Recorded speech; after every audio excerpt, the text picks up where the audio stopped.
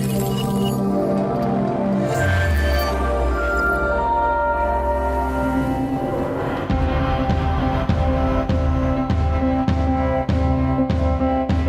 dar la bienvenida a aquellos que no os pude ver ayer al primer Congreso Nacional ISEN, a la vanguardia en educación. En la sesión del sábado por la mañana de hoy nos acompañan miembros del equipo específico de convivencia escolar de la Consejería de Educación, en concreto Soledad Martínez y María Inmaculada Martínez también.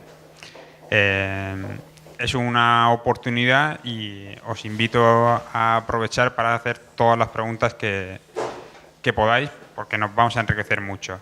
Su conferencia tiene por título El acoso escolar, una responsabilidad de todos.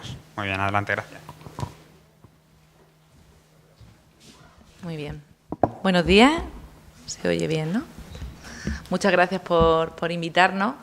Hemos venido con mucha ilusión desde hace ya muchos meses que se pusieron en contacto con nosotros. Y bueno, vamos a compartir un par de horas intentando acercarnos un poquito más a lo que es el concepto de acoso. Y bueno, hemos tratado que sea una parte pues, de que podáis adquirir una serie de conocimientos y de conceptos y también que podáis experimentar pues, a través de vídeos, a través de alguna dinámica, algunas de las cosas que para nosotros son importantes dentro del ámbito del acoso escolar. El acoso escolar es una parte muy importante del equipo de convivencia. No sé si conocéis los equipos de orientación específicos que tenemos en la región de Murcia. ¿Cuántos conocen los equipos específicos? Una persona. Muy bien. Pues entonces voy a tomarme un momentito para poder explicaros. En la comunidad autónoma hay una red de orientación dividida en los equipos de orientación que intervienen en los centros de primaria, que en este caso es lo que vosotros ya habéis podido seguro tomar contacto cuando habéis hecho las prácticas, que normalmente hay un equipo, hay 14 equipos por localidades y le corresponden una serie de colegios. Y en secundaria los departamentos de orientación están en todos los equipos, en todos los centros de secundaria. En esos equipos y en esos departamentos de orientación está la figura del orientador educativo y la del profesor técnico de servicio a la comunidad. En Murcia creo que tenemos la red de equipos específicos más importante, a diferencia de otras comunidades autónomas que tienen algunos de los equipos. La nuestra es la red más completa, porque la red de equipos está compuesto por el equipo de auditivos, motóricos, dificultades de aprendizaje, altas capacidades, el equipo de autismo, el equipo de convivencia y visuales. Entonces, nosotros formamos parte de esa red de orientación específica y siempre en colaboración con esos equipos de orientación en primaria y con esos departamentos de orientación en secundaria. Esto es importante explicarlo para explicar quiénes somos nosotros y cómo funcionamos. Entonces, cuando hay problemática del ámbito de convivencia escolar, claro que vosotros diréis, bueno, ¿y qué es la convivencia escolar? Porque realmente casi todos los problemas que luego vamos a definir un poquito tienen que ver con la convivencia, tienen que ver en cómo nos relacionamos, tanto los alumnos con los alumnos con los profesores, los alumnos con los padres. Todo eso es convivencia escolar y todo repercute al final en el alumno y en su desarrollo. ¿Cómo nos organizamos? Bueno, pues nosotros damos orientaciones a esos equipos generales, tanto en primaria como en secundaria, a inspección educativa y tenemos un ámbito regional. O sea, nosotros llevamos toda la región. Y yo no sé cuántos os imagináis que somos. Quizás pensáis que somos un equipo formado por mucha gente. En la actualidad somos 5 personas, 2 orientadores, 2 profesores de servicios a la comunidad y un PT, un profesor de pedagogía terapéutica. Y somos 5 desde hace solo 2 años. Anteriormente solo éramos 3 personas. O sea que imaginaros el volumen de trabajo que tenemos. No sé si conocéis el perfil del profesor técnico de servicio a la comunidad. Bueno, el del orientador, más o menos, sí que tenéis conocimiento porque tenemos la suerte de que los orientadores, casi todos los centros tienen una persona de referencia. El profesor técnico de servicio a la comunidad tiene un perfil que es la persona que trabaja con todo el tema de la familia, toda la parte sociofamiliar y toda la parte de recursos, la coordinación con recursos externos. Yo soy profesora de servicio a la comunidad, yo tengo un perfil de trabajadora, yo soy trabajadora social de formación y lo que hacemos es, bueno, en aquellos casos más problemáticos, donde la parte educativa es muy importante, pero muchas veces tiene mucha relación con la problemática sociofamiliar que tiene el entorno del alumno y de la alumna. Entonces, por eso esta figura es importante y en el equipo de convivencia pues tenemos la fortuna de que somos dos.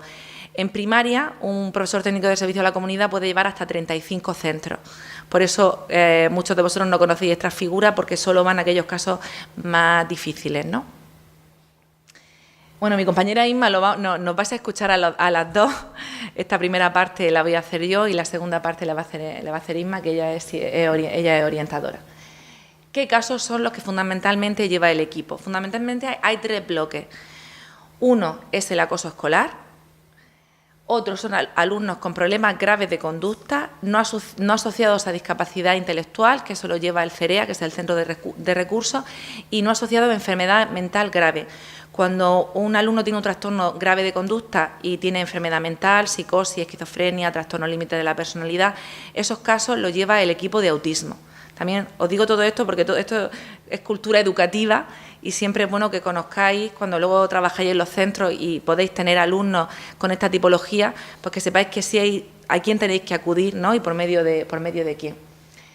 Y luego, menos numerosos, pero con un impacto bastante importante en los centros, las autólisis, sabéis que son, bueno, autolesiones, que estamos teniendo un incremento bastante importante en estos últimos años. Pues no sé, explicaros que hace 4 años en el equipo tuvimos pues unos 8 casos de autólisis y ahora podemos tener 50 o 60 al año. O sea que hablamos de un número bastante elevado. Cuando hablamos de autólisis de lesiones no suicidas, pero hablamos también de intentos de suicidio. Y sobre todo son en secundaria, pero también nos estamos empezando a encontrar casos de manifestaciones de ideas suicidas en alumnos más pequeños de cuarto, quinto y sexto. Esto está llevando gran parte también del equipo por la gravedad y por las repercusiones que esto tiene en los centros educativos y en los equipos docentes y cómo lo viven eso también las familias. Normalmente detrás de toda esta tipología de casos pues hay detrás otros muchos casos o situaciones sociofamiliares bastante graves.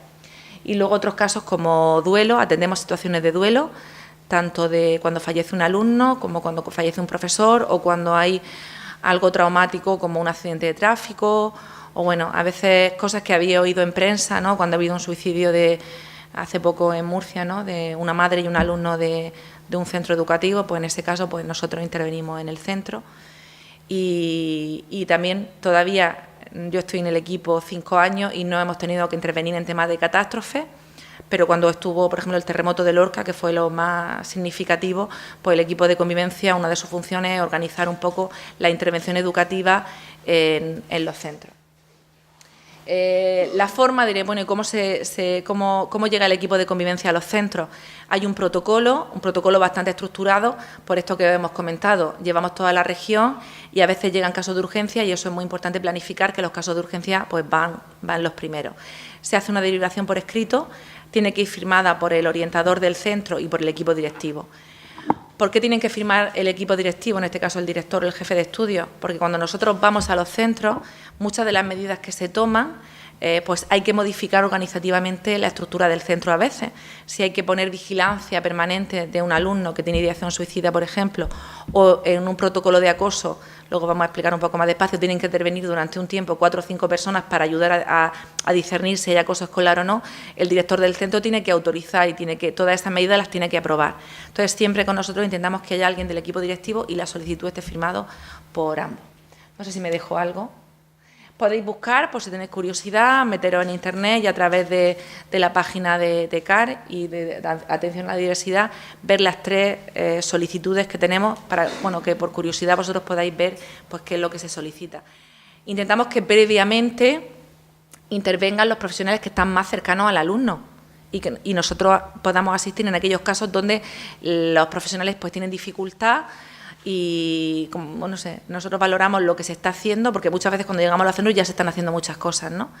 pero nosotros es verdad que tenemos una especialización por formación y por la cantidad de casos que atendemos, pues que podemos ofertar a veces otro tipo de medidas. Bueno, ¿cómo actuamos? Pues muchas veces somos muy privilegiados porque llegamos sin contaminarnos de la visión. Por ejemplo, en los casos de acoso escolar, cuando se hace el análisis de si hay acoso o no hay acoso, nosotros no conocemos a los alumnos, ni conocemos a los padres. Entonces podemos dar una visión externa que no está contaminada, ¿no? A veces en ese estigma que tienen tanto los posibles agresores como las posibles víctimas. En muchas ocasiones lo único que hacemos es facilitar la comunicación. Muchos problemas son con los padres, entre los padres y el equipo docente, entre los padres y el equipo directivo, y lo que tratamos es de rebajar el enfado y mejorar la comunicación, ¿no? Y facilitar, somos mediadores. Hacemos una visión integral. Entonces, cuando nosotros vamos a los centros, no solamente vemos al alumno, a él, vemos al alumno, vemos la clase, vemos a los padres, nos reunimos si intervienen servicios sociales, nos ponemos en contacto con salud mental si están interviniendo, nos ponemos en contacto con asociaciones, a veces atendemos a familias en una situación de desprotección y intervienen, pues no sé, programas como Proinfancia, Columbares, o sea, muchas asociaciones que ayudan en la intervención de los alumnos y también nosotros los coordinamos y sobre todo intentamos ponernos de acuerdo.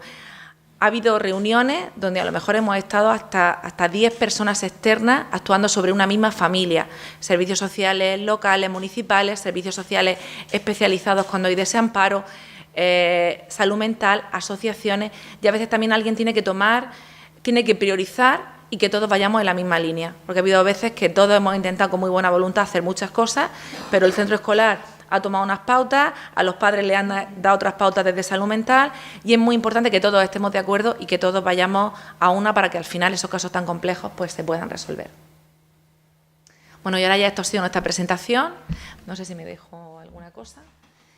Bueno, lo primero que vamos a hacer es que elijáis a una persona que tengáis cerca, si no la conocéis mejor, aunque eso va a ser difícil, pero bueno, si la conocéis, vamos a intentar que la conozcáis un poquito más. Vamos a hacer un primer ejercicio, os ponéis por pareja, los que estáis solos buscáis a alguien cercano y nos gustaría en muy poquito tiempo que le digáis una habilidad que tengáis, ¿vale?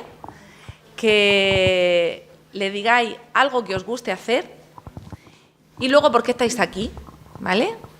¿Por qué estáis aquí? Porque eso nos interesa mucho también a nosotras. ¿Por qué habéis venido por qué estáis aquí esta mañana? ¿Vale? Os dejamos unos minutos y ahora... Sí.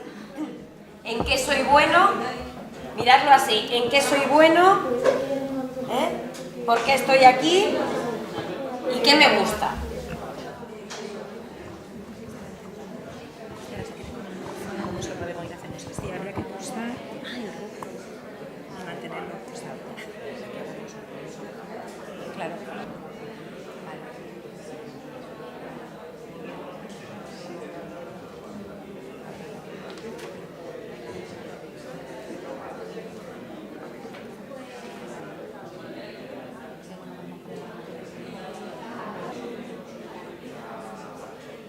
Bueno, vamos a empezar a que nos contéis un poquito esas preguntas que os hemos hecho. Hola, soy Monse y bueno, pues una habilidad quizás sea una cosa que me gusta hacer es salir de caña.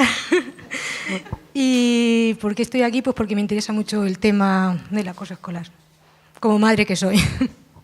Monse, ¿y nos puedes decir alguna de estas cosas en relación a tu compañera? ¿Cómo alguna de estas cosas? No te entiendo. Ella, la empatía. Le gusta también mucho el descansar, ¿no? Y luego también pues está motivada por lo mismo que yo, porque le gusta la conferencia de lo que se va a tratar, ¿vale? Sí. Muchas gracias. Estás de acuerdo con lo que ha reportado de ti, ¿verdad? ¿A cuál de los dos? Muy bien. Pues Noelia me ha comentado que le gusta mucho ir al cine, que se le da muy bien pintar y está aquí por su vocación de pedagoga y porque le interesaba el tema. Pues yo estoy ahí. Efectivamente, sí. Bueno, en mi campo de investigación, o sea que, bueno, sabía, fue una de las demandas, os lo comento, fue una de las demandas de los alumnos, temática, pero es que iba a salir seguro. Entonces, genial. Ya os había escuchado y teníais que venir, sí o sí. Gracias. Vamos a ver alguna aportación más. Bueno, yo soy Laura y ella es Silvia. Hemos coincidido las dos en que una de las cosas que más nos gusta pues son deportes, ella el tenis y yo otro tipo de deporte. Ella está aquí porque está estudiando aquí y entonces pues este fue el seminario de los que se hacen este fin de semana que más le interesaba, y yo pues porque aparte de que tenía interés en este seminario igual que los otros de ayer, luego voy a exponer mi trabajo del máster. Y ¿qué más? Pues nada, que nos gusta mucho hablar con la gente, tratar con niños y con adolescentes y poco más. ¿A cuál respondo primera? Me llamo José, soy profesora de aquí de ISEN y estábamos compartiendo las tres la idea de que estábamos aquí porque es una realidad en el aula que encontramos cada vez por desgracia más frecuente, y está bien saber cuáles son los cauces y cuáles son los caminos, cómo se abordan, y por eso estamos aquí, para escucharos y aprender. ¿Y una cualidad vuestra que habéis podido compartir? Pues mira, mi compañera Ana, cualidad destacaríamos la paciencia, ¿verdad? Yo creo que tiene muchísimas más, pero ella ha destacado esa. Encarna, vamos a destacar que es muy buena organizadora, como repito, tiene muchísimas más, pero esa es una a destacar. Y yo, pues, soy optimista, veo el lado positivo de la vida. Muchas gracias. Bueno, pues ahora lo primero, ¿para qué pensáis que os hemos lanzado estas preguntas? ¿Por invertir un par de minutos? ¿Cuál es el objetivo que le podemos ver a este tipo de actividades? Vamos a trasladarnos a que estamos en un aula. Tenemos a 25 alumnos, 25, 28 en función de los cursos. Muy bien, es una forma de romper el hielo, es una forma de que los alumnos se conozcan entre ellos, es una forma de que nosotros conozcamos a nuestros alumnos. Si queremos tener un aula con un buen clima y la prevención del acoso se fundamenta en un buen clima de aula, lo primero que tenemos que trabajar es esa cohesión, ese conocimiento del grupo. Por lo tanto, nos encontramos en muchos centros grupos que los alumnos no se saben los nombres de los compañeros, saben el mote. Luego ya entramos en esa parte. Pero es que el compañero, el maestro, el profesor tampoco conoce a sus alumnos. Entonces, nosotros consideramos que lo primero es vamos a empezar por ahí. Y todos tenemos algo positivo. Quizás yo no sea buena en matemáticas y me suspendan las matemáticas todos los cursos, pero no pasa nada, yo voy a tener otras habilidades, lo mismo me gusta bailar o me gusta cantar, o puedo compartir con mis compañeros una actividad de dibujo. O soy muy sociable o organizo muy bien una fiesta. La experiencia que queríamos que tuvierais con esto ha sido sencillo, ¿no? Es fácil lo que hemos hecho. Muchas veces en los centros nos preguntan ¿qué plan podemos poner en marcha? Un programa que he oído el Kiva, que he oído para evitar el acoso escolar. Nosotros hay programas buenísimos, bueno, yo creo que me puede ser. Hay programas buenísimos, sí, pero también queremos transmitir a los docentes que hay cosas sencillas, como que los alumnos se conozcan entre sí y que el alumno conozca y que el profesor conozca a los alumnos, que es una de las mayores prevenciones que podemos hacer con el acoso escolar. Sabemos, y hay constancia en estudios, que cuando los alumnos se conocen entre sí y crean vínculos y hay una buena cohesión grupal, los observadores reaccionan.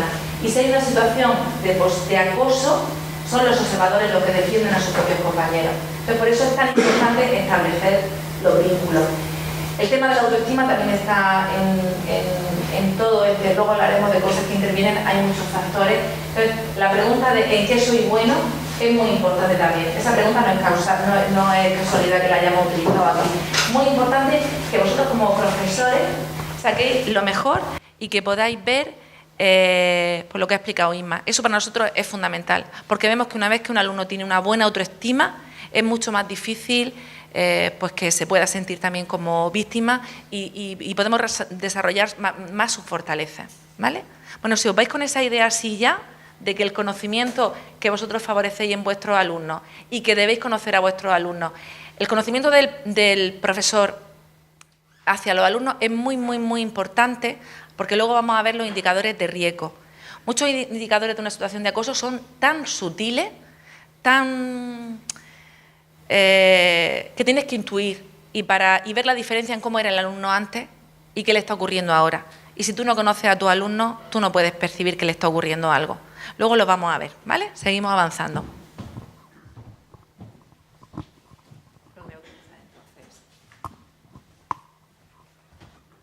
Bueno, ahora os voy a explicar, nosotros siempre tratamos de transmitir que las situaciones de acoso escolar son situaciones muy graves, y que no se pueden minimizar, porque las consecuencias, que luego vamos a ver también un poquito más despacio, en los alumnos, en las víctimas, en los agresores y en las personas que están observando y no hacen nada, para todos es muy negativo, luego lo vamos a ver más despacio.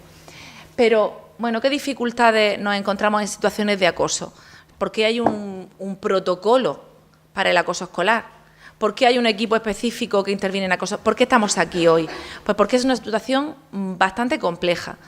Primero, que el acoso escolar no se puede observar a simple vista. Si tú estás viendo, y lo puede ver el profesor y lo pueden ver los adultos, es una agresión. Son unos alumnos que se llevan mal, pero no hay algo más interno que luego vamos a ir viendo después. Entonces, lo primero, porque muchas veces cuando vamos a los centros, dicen, no, es que hemos puesto a vigilar a los profesores en el patio, que es uno de los sitios, unos puntos calientes, y no observan nada. Sí, bueno, es que si el acoso es precisamente una realidad que no está visible a los adultos, es una situación de sometimiento entre iguales, pero lo hacen de manera que los adultos no lo puedan observar. Otra dificultad que nos encontramos es que intervienen muchas personas y hay muchos protagonistas. No solo en la víctima, que es la parte pues, que más, por desgracia, más consecuencias tiene, sino que está el agresor, están los observadores, están los padres del agresor, están los padres de la víctima, están los profesores, o sea, y luego incluso otras veces está la parte jurídica o cuando hay una denuncia. O sea, que cuando a veces abordamos una situación de acoso hay unas realidades muy, muy complejas. Muchas veces, cuando da la cara, son situaciones de muy largo recorrido. Los padres ya nos cuentan situaciones que hemos visto a lo mejor en primero o segundo de la ESO. Es que en tercero ya ocurrió. Con este alumno hubo una historia y hablamos y no se resolvió. O sea, a veces hay como picos y cuando ya da la cara o cuando el alumno habla, ya lleva un tiempo sufriendo una situación de acoso. Es muy complejo a veces reparar cuando luego veamos las medidas, porque cuando el grupo, por ejemplo, en un grupo hay una situación de acoso, claro, quien ejerce el acosador suele ser muchas veces la persona que es el líder de la clase. ¿Qué pasa? Los afectos muchas veces van a ese líder negativo de los compañeros y no entienden la situación de la víctima. Entonces, trabajar con ese ámbito emocional es complicado. Por eso a veces también es tan difícil de reparar. Y luego nos estamos encontrando estos últimos años el uso de todas las tecnologías que están siendo devastadoras. El otro día estábamos en una comisión donde estaba la Guardia Civil, estaba el GRUME, que es la Unidad de Menores de la Policía Nacional, ahí había gente del ámbito escolar, y es que decían, es que ahora mismo todo el tema del uso de los móviles está siendo nefasto, porque ahora mismo, antes cuando había una situación de acoso, el niño sufría cuando venía al aula, ¿no? Y bueno, investigando, hablando, los adultos podían proteger y observar. Ahora mismo es que hay un patio virtual inmenso, donde a veces los adultos no nos manejamos, se manejan ellos muchísimo mejor que nosotros, y luego la policía nos contaba que hay algunas apps, hay no recuerdo el nombre, que era para meterse de manera anónima con una determinada persona, y nos ocurrió en una localidad donde un grupo de personas en un centro, empezaron a acosar a una alumna y al final era el pueblo entero. Es que no recuerdo cómo era el nombre. Y al final, de manera anónima, tú podías estar metiéndote con esa persona, podías poner lo que quisieras, y la policía nos comentaba que cuesta muchísimo trabajo cerrar ese tipo de aplicaciones, pero que cuando han cerrado una, ya están abriendo otras. O sea que es bastante complicado manejar ese patio virtual. De hecho, ahí en esa reunión, llegaron a plantearse, bueno, es que quizá hay que prohibir los móviles en los centros educativos. En los reglamentos de los centros pone que no se puede utilizar, pero es verdad que sí que hay una permisividad porque se utilizan en algunas clases y los móviles están dentro de las aulas. Y quizás en Francia, no sé si lo sabéis, en primaria está totalmente prohibido el uso de los móviles. Entonces, estamos llegando ya a esos niveles porque se graban, el mal uso de las redes sociales está generando muchos problemas dentro del ámbito del acoso escolar. Lo único bueno que tiene el ciberacoso es que deja rastro. Entonces, cuando hay una situación de ciberacoso, pues coger pruebas y ver cuál es la fuente, pues es más fácil que en el acoso pues más normalizado. Bueno, aquí tenéis, no sé si lo podéis ver, es Olweus. Olweus es el padre de todos los estudios sobre acoso escolar y, bueno, si leéis, tiene muchas publicaciones de los años 80, que fue cuando fue el boom. Hubo una serie de suicidios en Noruega y eso impactó muchísimo a la sociedad noruega y hizo que se pusieran las pilas. Y esta persona fue la impulsora de una serie de estudios y cuando los lees están totalmente actualizados. Parece increíble cómo el procedimiento pues sigue siendo el mismo y casi las intervenciones tampoco hemos evolucionado mucho en ese ámbito. Hay cosas donde la comunidad científica no está de acuerdo, luego vamos a ver una que os afecta a vosotros porque creo que aquí hay profesores de infantil, futuros profesores de infantil. Pero lo que sí está de acuerdo la comunidad educativa es en el concepto. Y este concepto es el que aparece en muchísimas normativas. Casi todas las comunidades autónomas en España tienen su propio protocolo de acoso escolar y casi todas refieren esta definición. Y es cuando un alumno se ve expuesto de forma repetida y deliberada a un maltrato verbal, físico y o psicológico por parte de un compañero o grupo de compañeros con el objeto de someterlo, apocarlo, asustarlo y o amenazarlo, atentando con su dignidad, integridad física y moral. Todos más o menos conocéis ya el concepto de acoso, ¿no? ¿Alguien ha visto algo que le sorprenda en esta definición? ¿Algo diferente a lo que sabemos? Sí que se ha evolucionado a lo largo de estos años en que, afortunadamente, pues los padres tienen un mayor conocimiento y pueden detectarlo también, los profesores tienen un mayor conocimiento y lo tienen también, pero todavía hay muchas personas que desconocen el concepto como tal.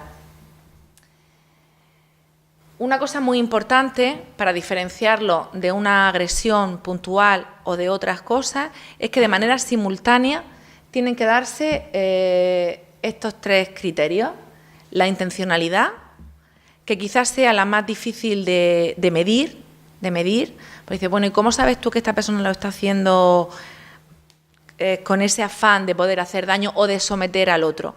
Esto, por ejemplo, en el ciberacoso pues es fácil. Nosotros nos vamos a encontrar en los centros el grupo de Todos contra Pepe. O vamos a machacar, pero en el nombre de un grupo de WhatsApp. Y ahí la intencionalidad es clara. La repetición, y esto también es de las cosas que más se pueden observar de manera reiterativa, aunque ya hay algunas corrientes, por ejemplo, desde la policía, nos dicen, bueno, es que en el ciberacoso una imagen denigrante de un alumno, con que se envíe una sola vez, el efecto multiplicador que tiene, se considera ya que es reiteración, aunque solo el alumno lo haya hecho una vez. Entonces, están apareciendo una serie de cosas del concepto más ordinario que teníamos de acoso escolar que nos hacen constantemente pues, ir pensando. Incluso hay veces que nos cuestionamos cosas dentro del equipo, somos 5 y no nos ponemos de acuerdo. Y buscamos, investigamos, vemos, porque van surgiendo cosas un poco al hilo de estas tecnologías, ¿no?, que nos están haciendo más complejos. Y lo que sí está claro es el desequilibrio de fuerzas. Antes, el concepto de desequilibrio de fuerzas, cuando leemos a veces cosas ya de años, es el desequilibrio físico, incluso cuando gráficamente se refleja de manera gráfica el concepto de acoso, es como el grande y el pequeño, ¿no? Esto tiene que desaparecer. El desequilibrio de fuerzas puede ser que en una clase una persona tenga un mayor dominio de las nuevas tecnologías y sepa meterse en un ordenador y hacerse pasar por otra persona, suplantar su personalidad, por ejemplo. Un desequilibrio de fuerzas está muy claro en alumnos con necesidades educativas especiales, porque ese perfil, la otra persona siempre va a estar por encima del otro. Un desequilibrio de fuerza es que la víctima se encuentre aislada y el agresor esté apoyado por el resto de la clase, por ejemplo. O sea que el desequilibrio de fuerza hay que analizarlo muy bien y entender el concepto, que no solamente es esa fuerza física y a veces, bueno, no, es que si no me adelanto. Luego, cuando veamos el perfil del agresor y el perfil de la víctima, también hay que quitar el mito, ¿no? De el perfil del agresor es que hace esto. Nos hemos encontrado que ya no hay perfil. O sea, que cualquiera puede ser agresor, igual que cualquier persona puede ser víctima. Cualquiera de vosotros, por una característica, por algo que nos haga diferentes, podemos ser diana de un acoso. Bueno, aquí traemos una de las preguntas que nos hacemos y en los que no estamos de acuerdo en el equipo, que es: ¿pensáis que se pueden dar estas 3 características en educación infantil? ¿Pensáis que puede haber acoso escolar en infantil? Sí. Pues es que yo me interesa el hecho de eso de acoso escolar en infantil. Más bien lo que es el papel de la educación infantil en la prevención del acoso escolar. Y las 3 profesoras con las que yo estuve en contacto, ellas dicen que nunca han presenciado en educación infantil lo que es acoso escolar como tal. Yo creo que lo de la intencionalidad a lo mejor está ahí como un poco más en duda, pero yo creo que en un sentido muy básico sí se podría dar. Porque habiendo un acosador y habiendo una víctima y algo reiterado, una característica determinada, puede ser acoso escolar para mí. ¿Sí? ¿Quieres dar? Claro, no. Ah, que tú así con la mano. Vale, ¿alguien más? ¿Sí? Yo creo que estoy bastante de acuerdo con ella.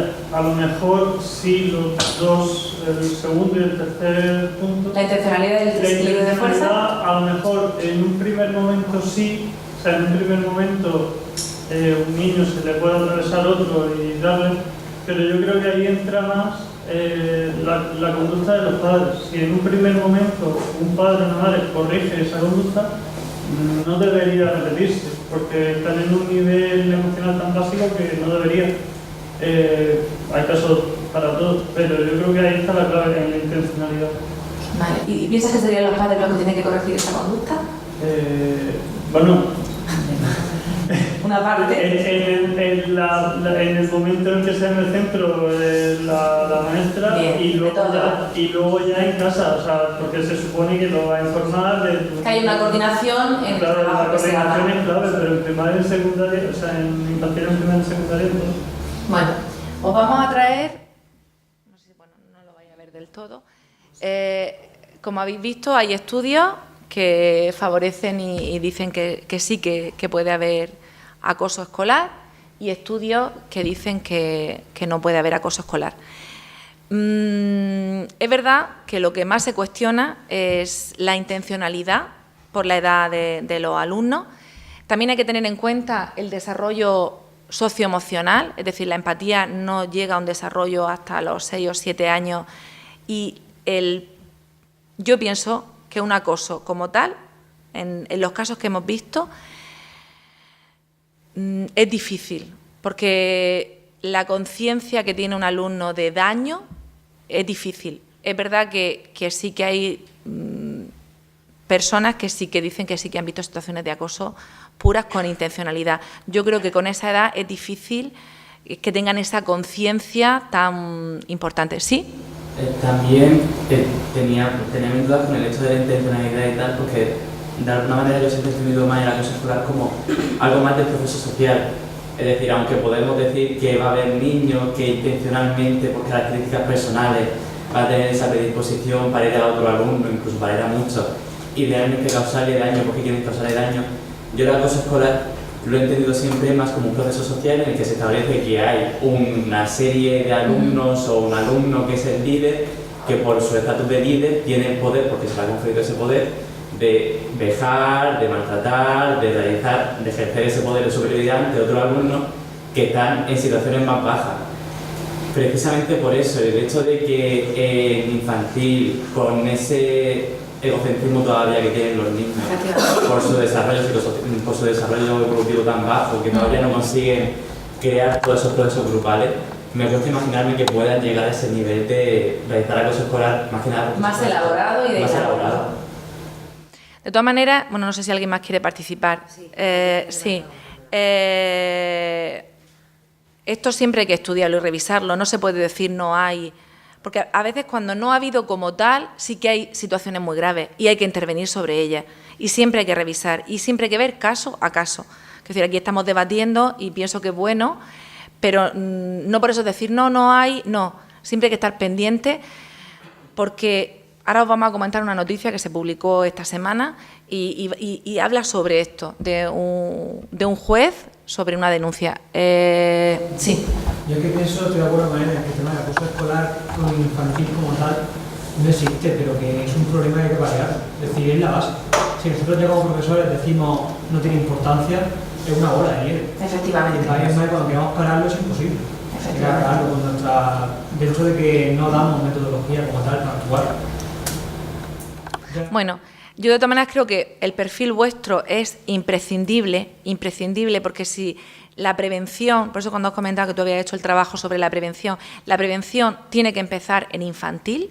En infantil se establecen las bases y si tú haces una buena expresión emocional, si tú trabajas la autoestima en el alumno, si tú trabajas la cohesión grupal y la buena relación de los alumnos, estáis haciendo una prevención, la base de una prevención buenísima. Entonces yo creo que ahí vuestro papel es fundamental.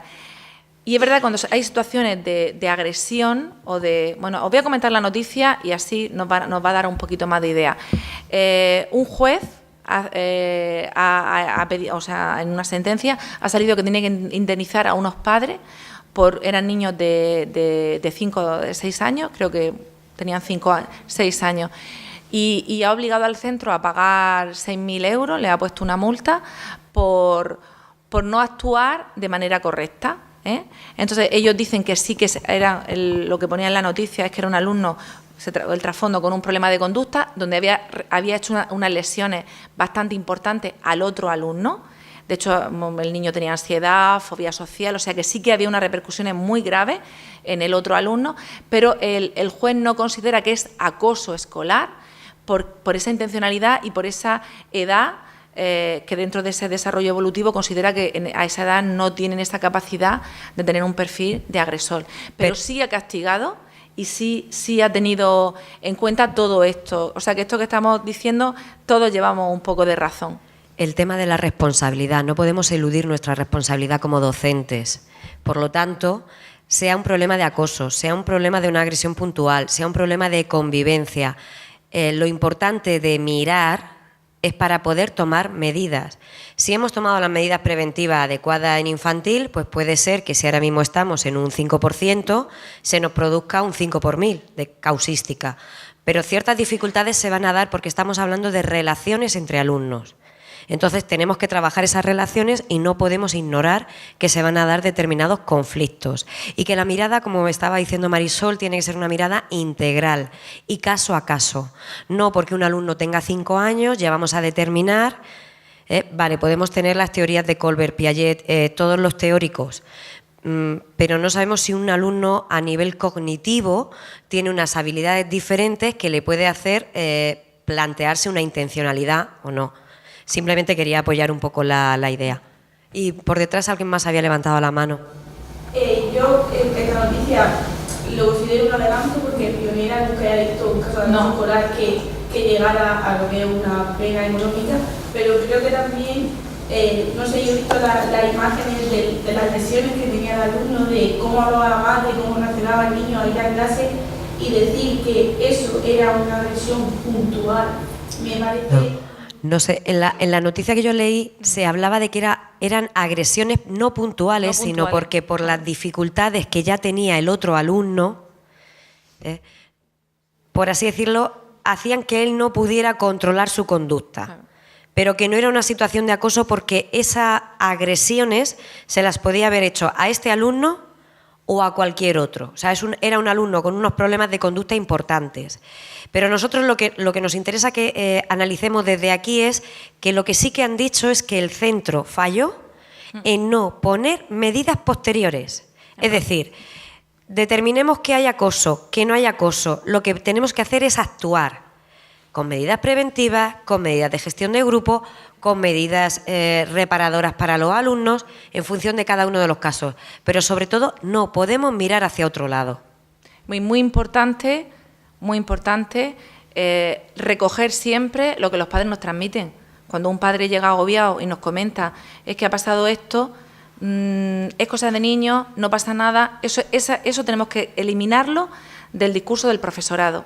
Porque a lo mejor no es acoso escolar, y a lo mejor se está utilizando demasiado la palabra acoso escolar para cualquier situación, pero es un conflicto, y sobre ese conflicto tenemos que actuar. Entonces, eso sí es una cosa que nosotros como profesores tenemos que interiorizar.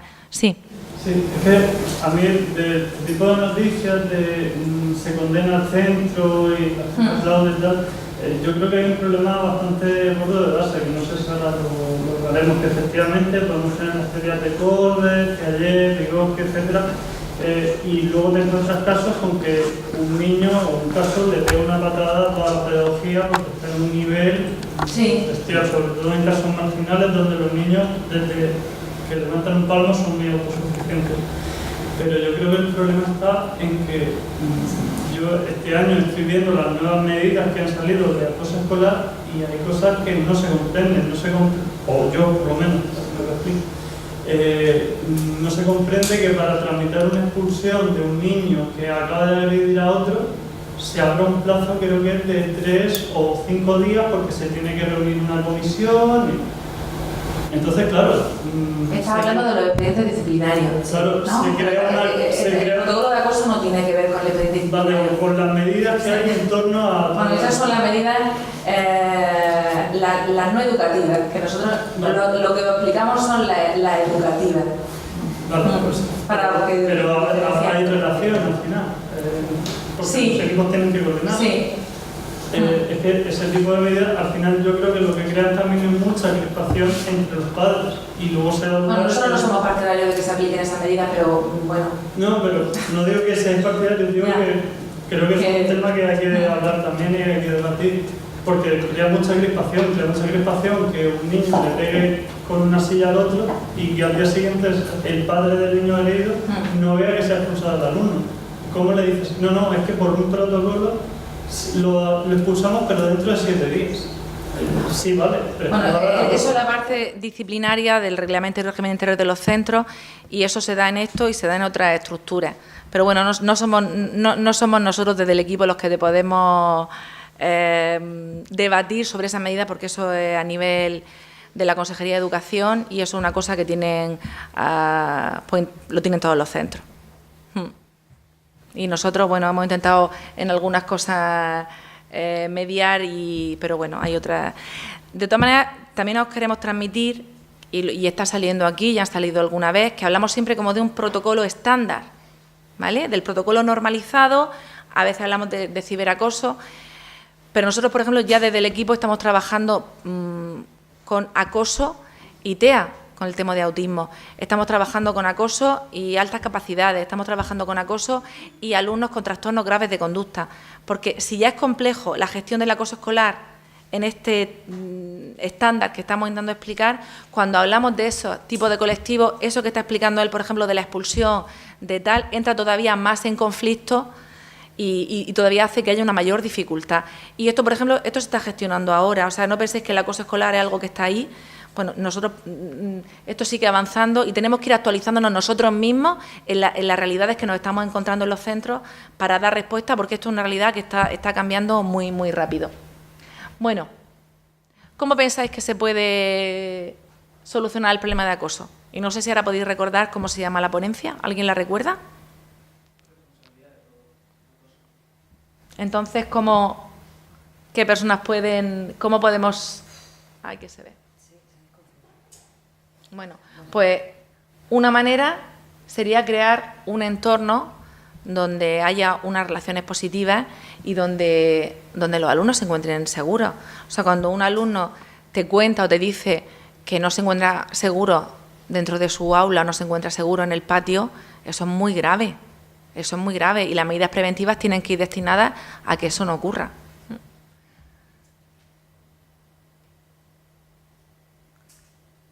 ¿Quién pensáis que es el responsable? Responsable todo, pero el que se tiene que dar cuenta de lo que pasa, en primer momento, yo pienso que el maestro que es quien pasa muchas horas con ellos y quien puede observar también a los alumnos. ¿El tutor sería uno? ¿Quién más? ¿La familia? ¿Quién más? ¿Los compañeros? Al final es desarrollar pues, un sistema pues, global de apoyo que sea tanto lo que la escuela, en el aula y a nivel individual. Y, por supuesto, teniendo siempre en cuenta a la familia. Vamos a ver una serie de medidas. Hay muchas, pero bueno, vamos a intentar. No podemos centrarnos en todo. De hecho, muchos de estos pues, tienen una serie de programas, se están vinculando y cada centro los desarrolla de alguna manera. Los programas de mejora de la convivencia, que muchos centros ya incluso tienen programas específicos para el acoso escolar, el Cuenta Conmigo, programas de inteligencia emocional, también enfocados a la prevención. Muy importante, y estamos viendo que muchos de los focos de estas situaciones de conflicto, ya no de acoso, de conflicto, son los patios, porque son los lugares donde libremente los alumnos pues, se relacionan y estamos detectando que no saben jugar. Lo estamos detectando desde muy pequeños. No saben jugar y al final los profesores nos comentan es que cuando suben del recreo no podemos dar clase la siguiente hora porque tenemos que estar resolviendo los conflictos de lo que ha ocurrido en el patio. Entonces, bueno, pues una de las maneras es poder estructurar esos patios con patios dirigidos con una temática lúdica donde los alumnos puedan elegir qué hacer, pero donde sean los adultos un poco los que supervisen y guíen, porque nos estamos encontrando, o sea, hasta puntos tan básicos. También yo creo que bueno, vosotros no, pero nosotras hemos jugado en la calle y de alguna manera estábamos ya entrenados y sabíamos relacionarnos en el juego en la calle. Los niños ahora no juegan por la tarde en la calle. Están en sus actividades, y también hay que enseñarles a jugar, porque jugando es donde se aprende toda la parte prosocial, donde hay un entrenamiento de habilidades sociales, donde hay una gestión emocional, y claro, si alguien no los guía, eso es importante. Luego en el aula, pues muy, muy, muy importante, y en coordinación con la familia, el trabajar los límites. A veces nos hemos encontrado con niños con perfil agresor, donde no tienen interiorizado el límite. Y cuando trabajamos con los padres, son padres estupendos, pero que no entienden que poner límites en casa es algo positivo. Entonces nosotros tratamos de transmitir la idea de límites con amor. Es decir, porque tú quieres a tu hijo, le dices que no. Porque un alumno que en casa no tiene límite ninguno y no es capaz de los límites que le marcan pues las normas, el profesor, cumplirlo, pues probablemente en casa tampoco lo haga. Entonces, bueno, intentar transmitir esa parte a la familia. Los talleres de educación emocional, muy importante. Nos encontramos niños en bachillerato cuando hacemos talleres que solo saben decirnos que están bien o mal. No tienen vocabulario emocional, no saben decirnos nada más. Entonces, es muy importante ese desarrollo, esa expresión emocional. ¿Por qué? Porque si te está ocurriendo algo, es bueno que tú lo puedas contar y que tú puedas pedir ayuda. Esto es muy importante. Bueno, favorecer la asamblea. Nosotros pensamos que esa asamblea que se hace en infantil sería básico que dentro de la estructura pues se mantuviera en primaria, incluso en secundaria, porque en esa asamblea favorecemos ese ejercicio que hemos hecho nosotros aquí. Nos conocemos, favorecemos la cohesión grupal, sabemos lo que le pasa al otro, aprendemos a respetarnos y eso sería bueno, muy, muy importante. ¿Te deja? Sí. Bueno, las conductas de acoso, supongo que ya esto os es familiar, ¿no? Pues el desprecio, la difamación, coacciones. Sabéis que en estudios el perfil de las chicas agresoras suele haber una forma de acoso que es aislar a la persona. sea, hacerle el vacío, dejarla sola, y sin embargo, en los chicos suelen ser agresiones verbales las más importantes. Os vamos a poner un vídeo.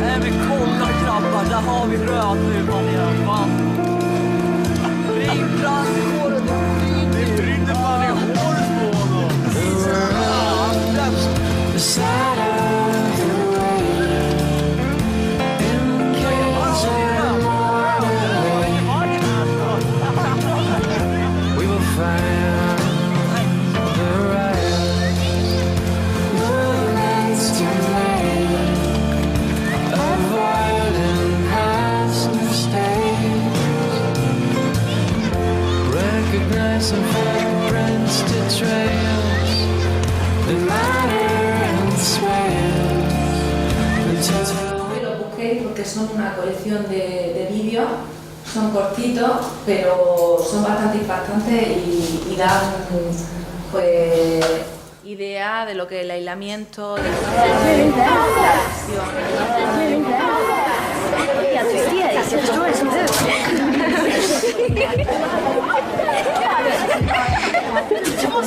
Du tror väl att min ensamhet är värst, men det är andra vill se mig som jag verkligen blir rädd.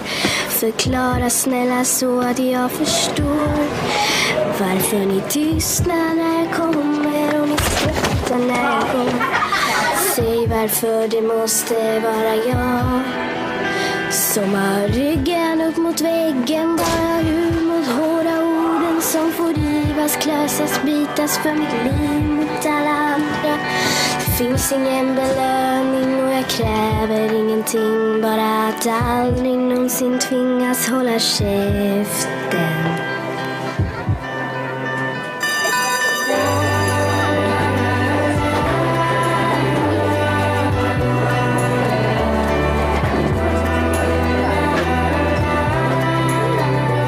Muy importante el final, para todos los chicos que viven en silencio.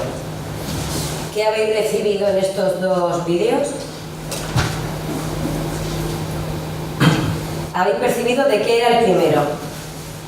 Era un chico pelirrojo. ¿Qué le pasaba al chico?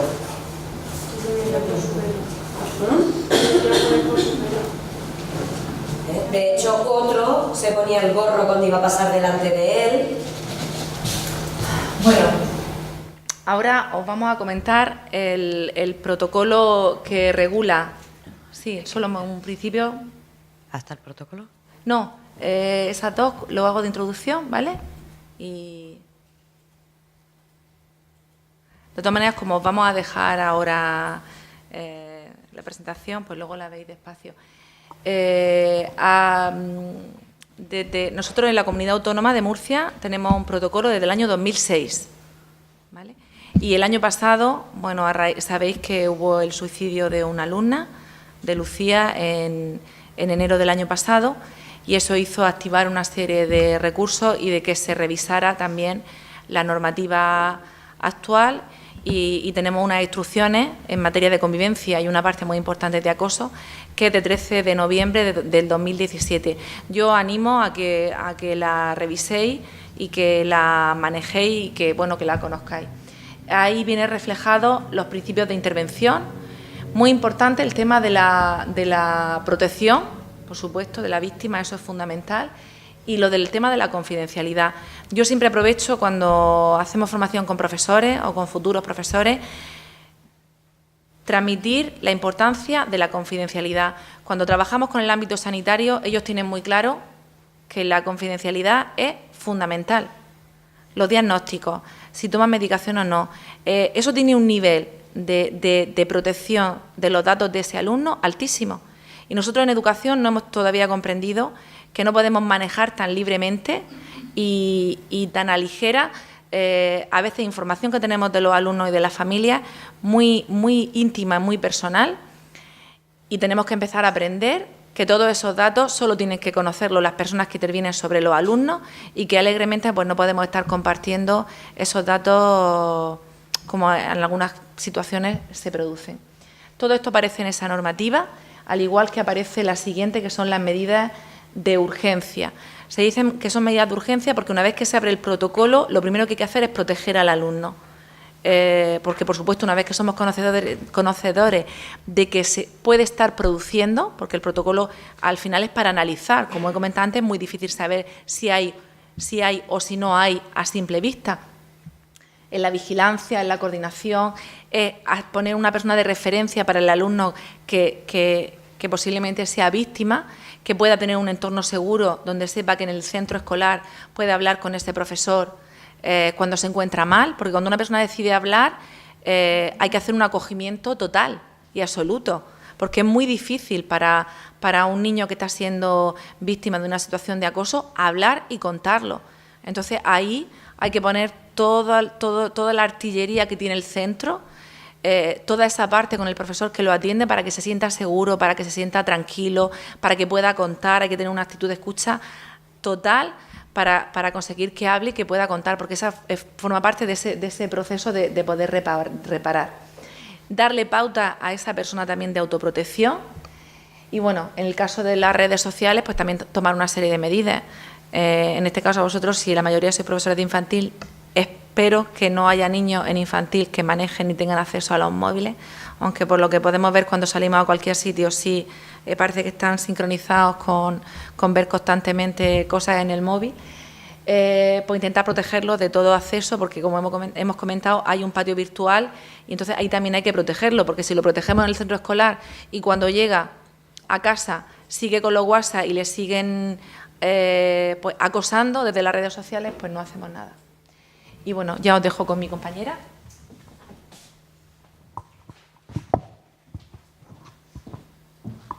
En relación a las personas que intervienen en las situaciones de acoso, ya hemos dicho que había muchísimos implicados, pero nosotros vamos a destacar a aquellos que son los que están en nuestra aula, ¿no? Entonces vamos a tener a una posible víctima, a unos posibles agresores y a unos posibles observadores.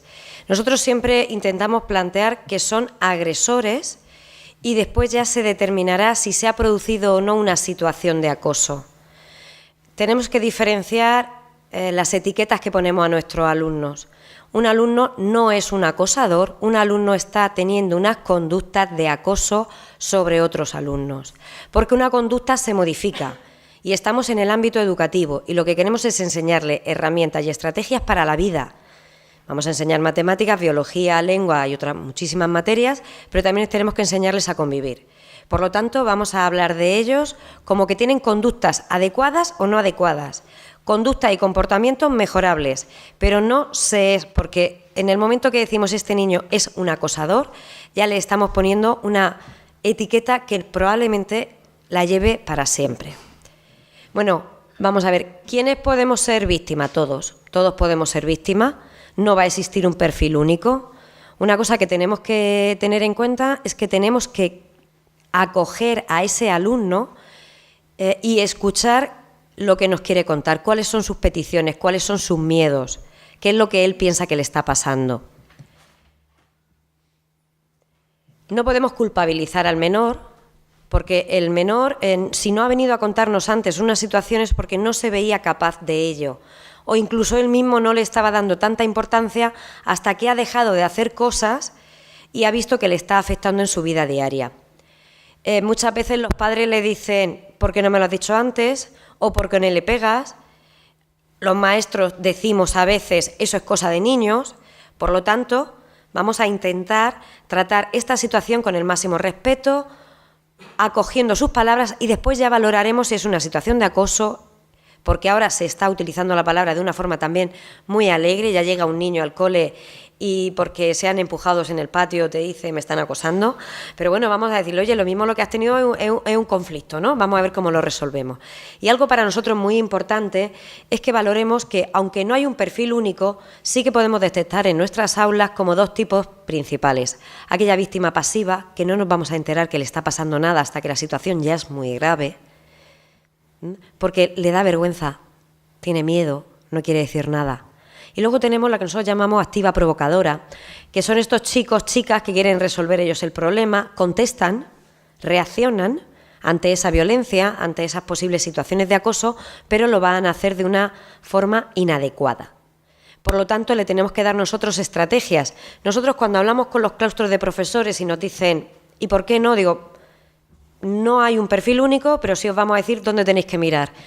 Ese niño que se mueve mucho, que se mete en todas las peleas, pero que luego vemos que está pidiendo perdón constantemente, probablemente sea una víctima, probablemente, lo tendremos que analizar, probablemente sea una víctima activa provocadora. Él quiere ser amigo de todos, él quiere jugar con todos, él quiere estar ahí, él o ella, generalizo por una forma de comunicación más ágil, pero realmente lo que le gustaría sería tener unas relaciones adecuadas, simplemente no sabe. Por eso digo que desde los centros educativos tenemos una gran labor y tenemos mucho tiempo a los niños en nuestras aulas. Cuando están en infantil, muchos de ellos comienzan con el aula matinal, luego toda la mañana se quedan a comedor y se producen muchos momentos de comunicación. Vamos a ver un poco cuáles son las pistas. Ah, bueno, pon el vídeo. Sí.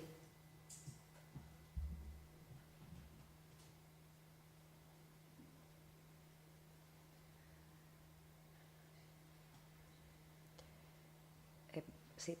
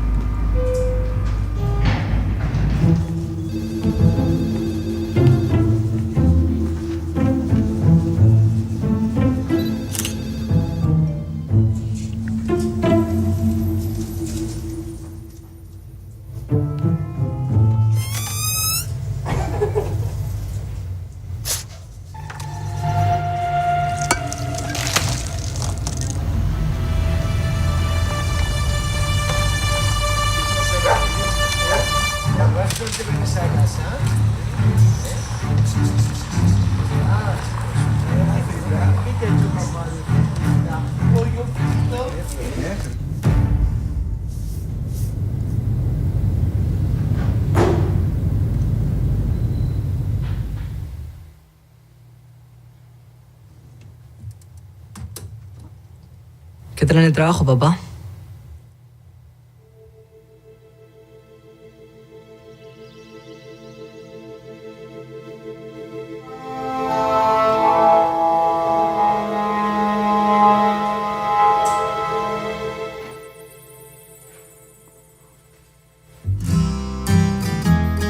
¿Conocíais este vídeo?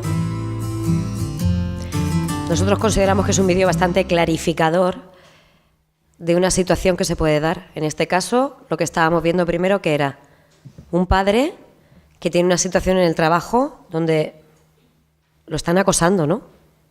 Se están riendo de él. ¿Qué le puede pasar a su hijo? Le puede pasar lo mismo. Por eso para nosotros es fundamental la comunicación y una comunicación fluida y un escuchar. En el caso de nuestros alumnos está muy bien que le preguntemos qué tal le han salido los ejercicios de mates, pero a veces tenemos que ir un poquito más allá. Y como padres también. Está muy bien que aprendan mucho en el colegio, pero yo que te quiero preguntar, ¿te lo has pasado bien hoy en el colegio? Lo que has aprendido viene detrás. Si un niño es feliz, aprende. Pero un niño que no es feliz no puede aprender. Estamos bloqueando. Y ese bloqueo, porque nosotros hablamos de las consecuencias posteriores, ese bloqueo que ahora lo mismo en primero, segundo, tercero de primaria no tiene importancia, llega a un cuarto de primaria y nos encontramos a niños que hemos hablado con nuestros compañeros del equipo específico de dificultades de aprendizaje que nos dicen es que no tiene una dificultad específica de aprendizaje, es que no tiene una discapacidad, pero es que tiene una imposibilidad para aprender. Y lo que hemos llegado a trabajar es que había un bloqueo emocional por alguna situación de este tipo. Por eso queremos que veáis la importancia que tiene este trabajo. Y ahora vamos a ver lo que son las pistas. Bueno, en el centro los indicios que vamos a ver son muy claros. Tenemos alumnos que van a bajar el rendimiento, tenemos alumnos a los que se les pierden los trabajos, tenemos alumnos que no son elegidos en los grupos, en las actividades extraescolares se quieren quedar con el profesor. Vamos a ver, somos personas sociales, nos gusta estar en sociedad, a los alumnos les gusta estar con sus amigos. Si un maestro quiere estar todo el día si un alumno quiere estar todo el día con el maestro, de verdad no penséis que sois fabulosos, que lo sois. Pensar que a ese alumno le está pasando algo.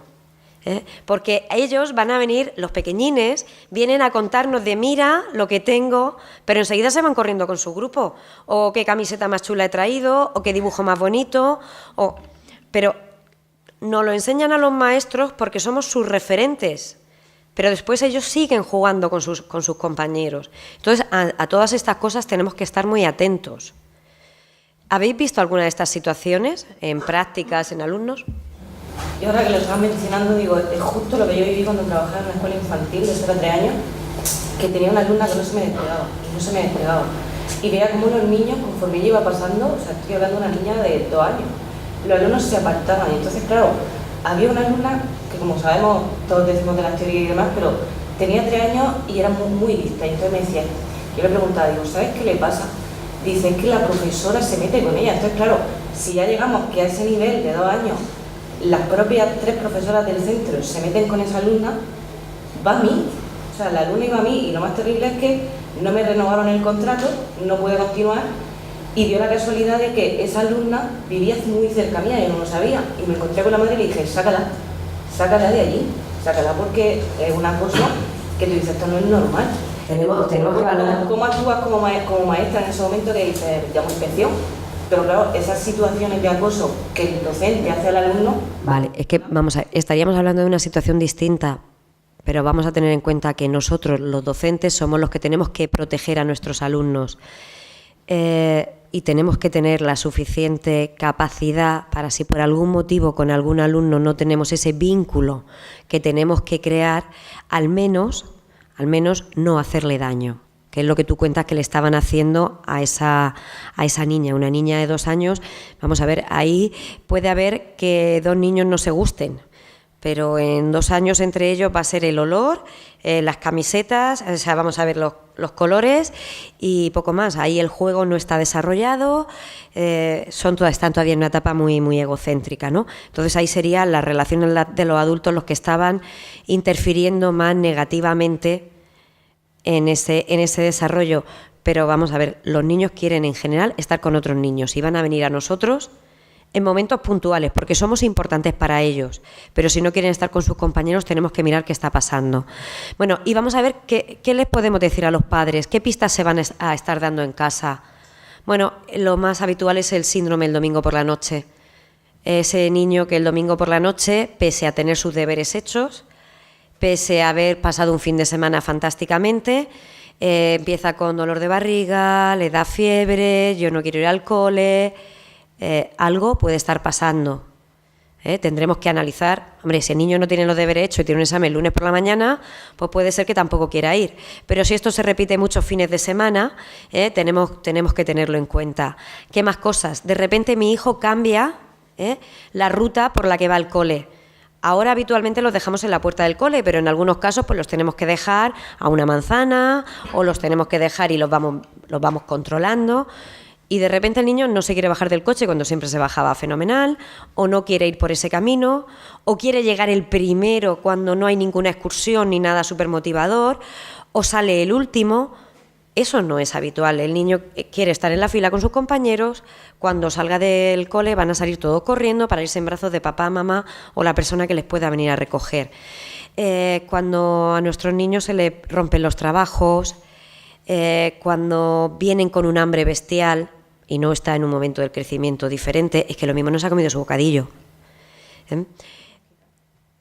Le pueden haber quitado el bocadillo. También tenemos que de repente dejan de invitarle a fiestas. Hay en contextos escolares que por la distancia, pues a las fiestas siempre pues se invita al vecino, no se invita a nadie más.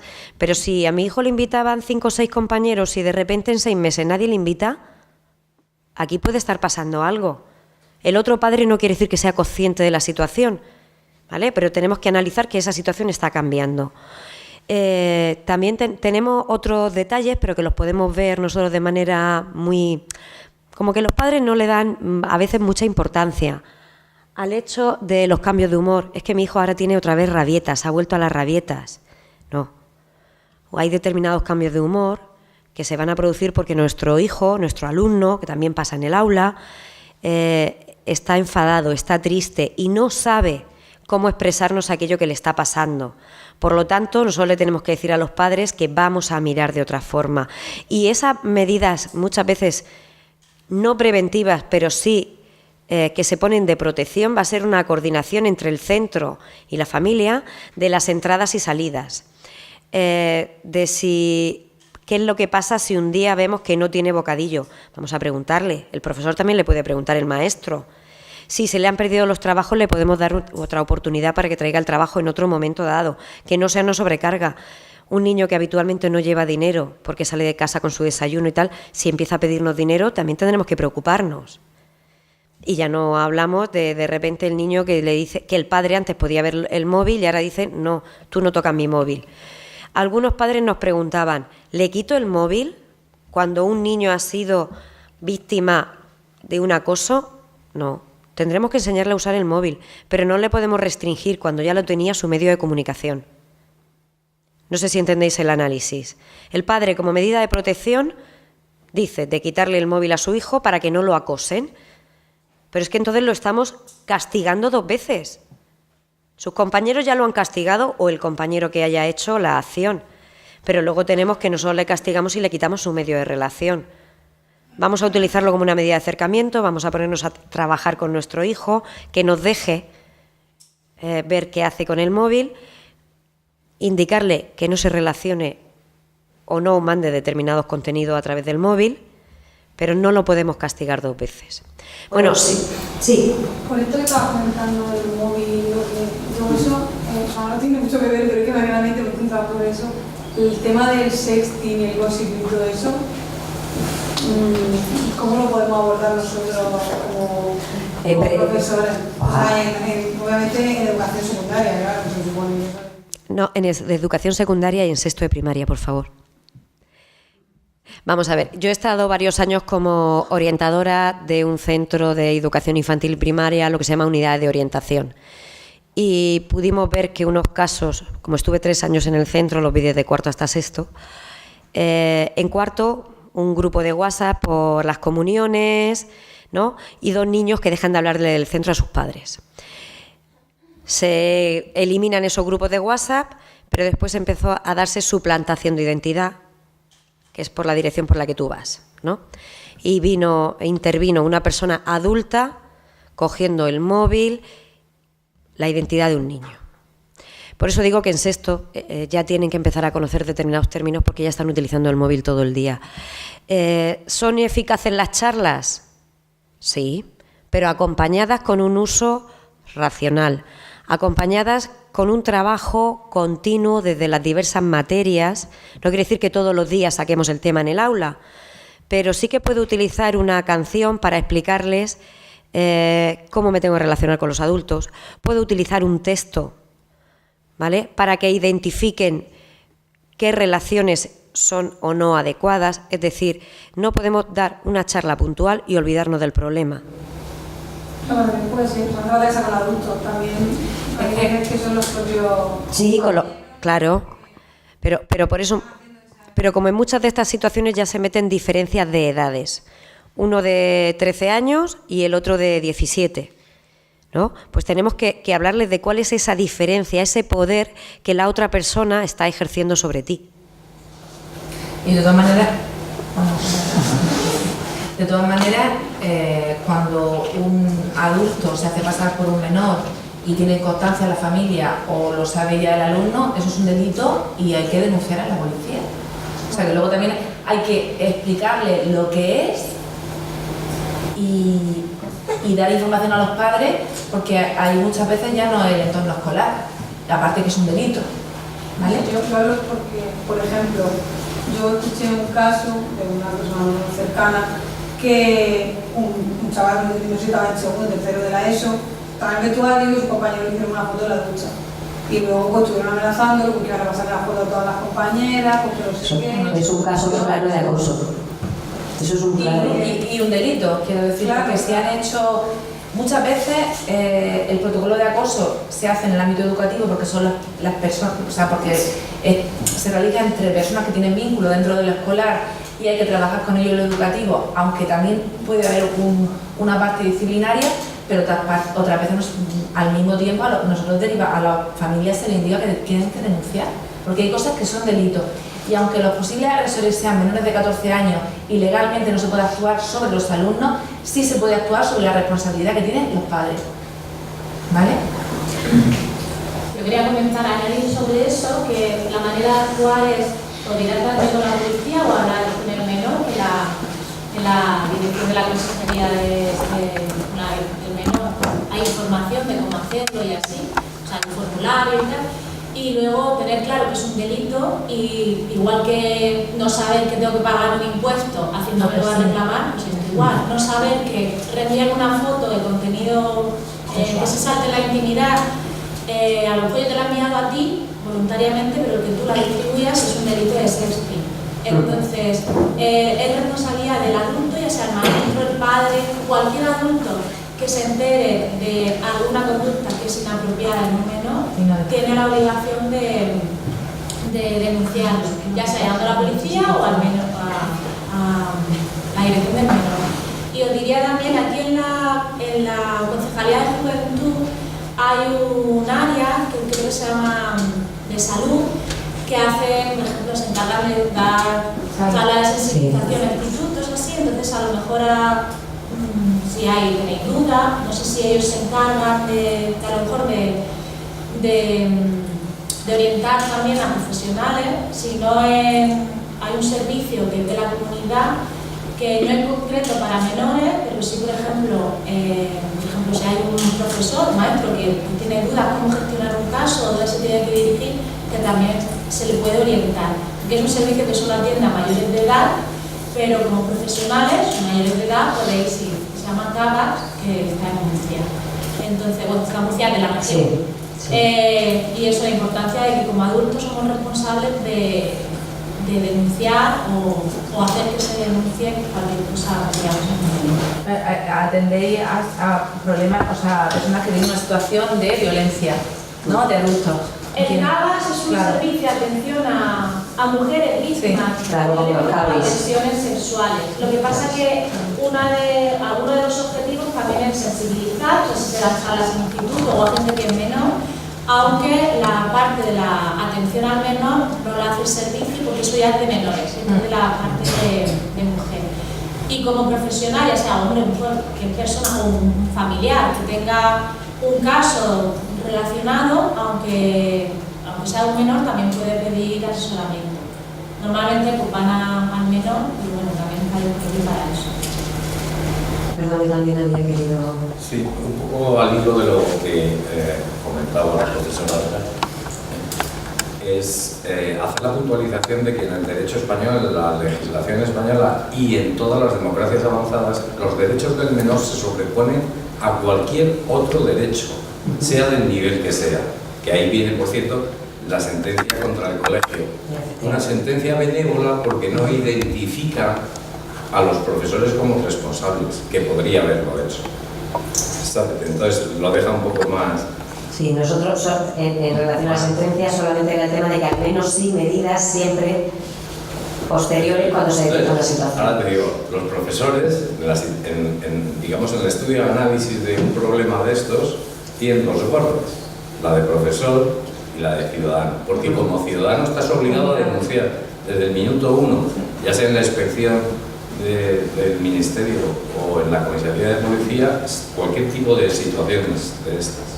O sea, quiero decir que hay una fuerza también de parte de los adultos para atajar todas estas situaciones que muchas veces, por prudencia, miedo de los padres también, frente a cuando tú ves, por ejemplo, maltratar a un niño en la calle, a un padre, cosa que se ve ocasionalmente, pero puedes denunciarlo en el acto. Claro. Y en el acto la policía tiene obligación de proteger al menor. En eso estamos de acuerdo. Aquí lo que nos interesa es la protección del menor. Bueno, seguimos un poquito. ¿Quiénes pueden ser los acosadores? No va a existir un perfil único. Para nosotros lo importante es que tengáis en cuenta que sí que hay rasgos que podemos mirar en esos alumnos. Algunos de esos rasgos ya los ha comentado Marisol previamente, pues estamos hablando de un alumno que suele ser líder, pero nosotros consideramos líder negativo de un grupo, porque es un líder que excluye a aquellos que a él no le gusta. Suele ser una persona que tiene poca empatía, piensa que la otra persona se merece el castigo, en algunos casos son impulsivos, no tienen una buena gestión de sus habilidades sociales, ellos piensan que tienen que elegir a sus amigos. Entonces nos estamos encontrando con un perfil de alumno que lo que va a intentar va a ser manipular todo su entorno, porque con esa manipulación consigue esa cuota de poder. Entre ellos algunas veces nos encontramos podemos hablar como de dos tipos principales. Uno de ellos yo digo que es muy sibilino, es un niño niña que no hace ningún acto que nosotros podamos ver, pero que sí que va manejando. Es el típico que dice, no, a María no la invitamos al grupo, a Juan no va a participar en este partido, Luis no puede venir a la fiesta, pero él no lo dice. Él no profiere los insultos, él no le quita la cartera al otro, él no le rompe los deberes. Pero hemos visto en dinámicas que hemos hecho en el aula cómo al final el niño que estaba siendo aislado ha ido a pedirle perdón a este niño. ¿Por qué? Porque sabe que es el que está manejando toda el aula, el que tiene la gestión. Por eso es tan importante la mirada del profesor. Luego tenemos otro perfil de acosador, al cual identificamos bastante rápido. Se puede confundir algunas veces con esa víctima activa provocadora que hemos nombrado antes, porque son niños impulsivos, suelen ser de los que están saltando en clase de una forma continua, hasta interrumpen, molestan, pero en general lo que quieren es tener una autoestima reforzada por esa dinámica del aula. Ellos probablemente no sean buenos en matemática o no sean buenos en lengua y quieren destacar de alguna forma. Entonces utilizan el meterse con otros para conseguir ese poder. A estos alumnos es muy fácil ayudarles. Estos alumnos, cuando lo detectamos, cuando conseguimos que sean buenos en algo, se van a convertir rápidamente en ayudantes nuestros. Porque algunas veces han repetido un curso, han repetido dos y se han ido quedando descolgados, se han ido quedando sin amigos. Y aunque para nosotros lo importante es que sean compañeros de clase, ya fuera serán o no amigos, ellos sí que necesitan tener unas conexiones fuertes dentro del aula. Y esto es algo que tenemos que tener en cuenta, cómo podemos conseguir que los alumnos dejen de tener determinadas conductas y cambien a otras. Y con esto pasamos a ver un poco el tema de los observadores. Bueno, es muy importante lo de la tolerancia cero, y ya ponemos Sí. Una frase que os habíamos puesto aquí, tolerancia cero en relación a las conductas agresivas en las familias. Muchas veces nos preguntan compañeros docentes, ¿qué es lo que pasa si una familia es excesivamente permisiva? Bueno, para nosotros es tan mal una familia excesivamente permisiva como una familia excesivamente rígida, porque al final lo que va a desarrollar el alumno es un locus de control externo, es decir, la responsabilidad no es mía, la responsabilidad es de otros y por lo tanto no va a valorar el daño que está ejerciendo sobre el resto de los alumnos. No sé si vas a hablar, pero entiendo que esto es una tipología que nos responde al cómo ejerce la agresión, la persona, el niño o la niña, sí. Pero no sé si vas a hablar del por qué o el para qué, porque muchas veces los abusadores o han sido víctimas. Claro, el por qué o el para qué lo veríamos ahora, pero un resumen muy rápido es necesitan fortalecer su autoestima, necesitan tener poder. Por ahí podríamos empezar, pero ahora vamos a hacer una dinámica. Lo digo no sé si voy a echar un poco para adelante, muchas veces un abusador o ha sido víctima anterior o está siendo víctima puede ser de violencia doméstica, ejercida por sus padres. Y luego otra cosa que no sé si lo dirán, a la hora de luego trabajar con los acosadores se utiliza, por ejemplo, ese potencial que tienen para ser muy manipulador, para que los reconduzcan. Es el liderazgo. Eso es después. Vale, por eso digo. Que si no adelantamos mucho y no. Bueno, nos queda media hora, quiero decir, vamos a llegar donde. Normalmente no corremos. Hemos venido a explicar, vamos a llegar con tranquilidad hasta donde lleguemos y si no, luego se ve ahí en el. Vamos a hacer una dinámica. ¿Sí? Venid aquí un momentico. Bueno, nos vamos a imaginar que tenemos dos alumnos. Como esta actividad la vamos a hacer con botella, porque vamos a hacer un ejercicio de imaginación y de atracción, y nos vamos a imaginar pues, que estamos en un patio y nos estamos relacionando. Este es un patio de un centro escolar, y aquí vamos a tener un alumno al que le vamos a decir una serie de cosas, y ahí vamos a tener un alumno al que le vamos a decir otra serie de cosas. Y por ahora nosotros vamos a observar, ¿vale? ¿Hacéis? ¿Vosotras?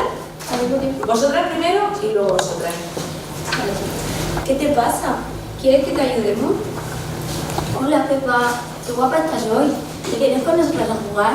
Eso, vente con nosotras. Vamos. Míralo, si está solo. No, déjalo ahí mejor. Mira qué redondito es. Vamos por allá. Si es que no hace nada. Míralo, si no se mueve. Sí, Yo no quiero jugar con él. yo tampoco. Esto, mira. Sí, para allá. Pues vamos a coger el desayuno. Mira, así mejor. Muy bien. ¿Cómo habéis sentido vosotras haciendo?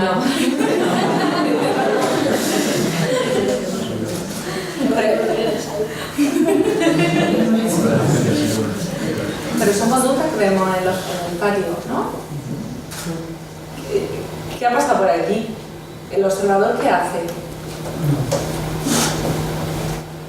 ¿Nada? ¿O se ríe? En algunas cosas despierta, ¿no? Porque parece que son situaciones graciosas, ¿no?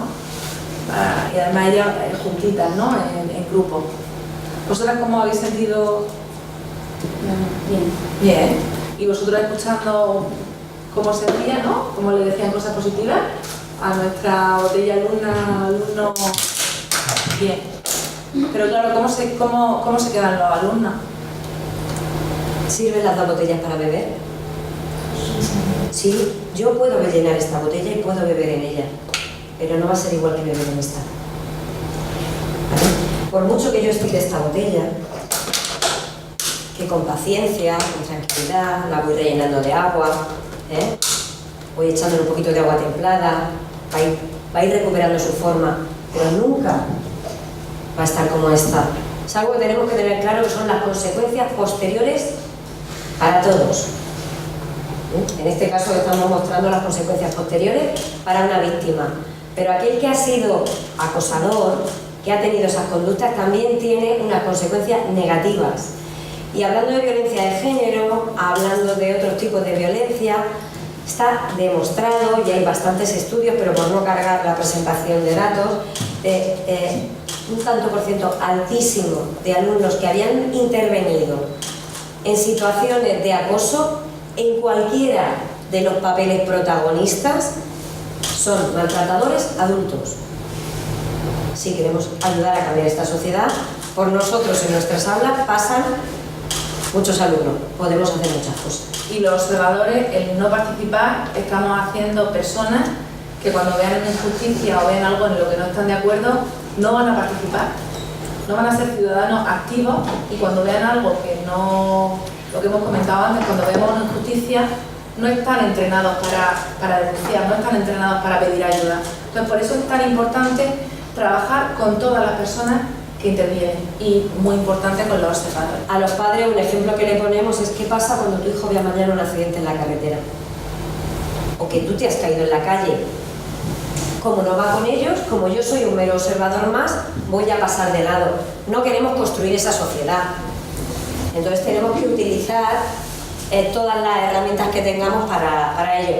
Y le damos mucho las gracias porque sabemos que se pasa mal haciendo este tipo de escenificación, pero también es bueno que nosotros aprendamos a ponernos en el otro lado.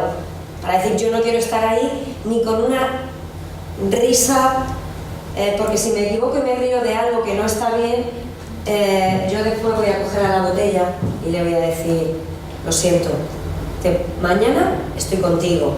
Es más, ahora ya me voy contigo. Tú vas a ser mi botella preferida para beber agua a partir de hoy. ¿Vale? Bueno, un aplauso a las compañeras.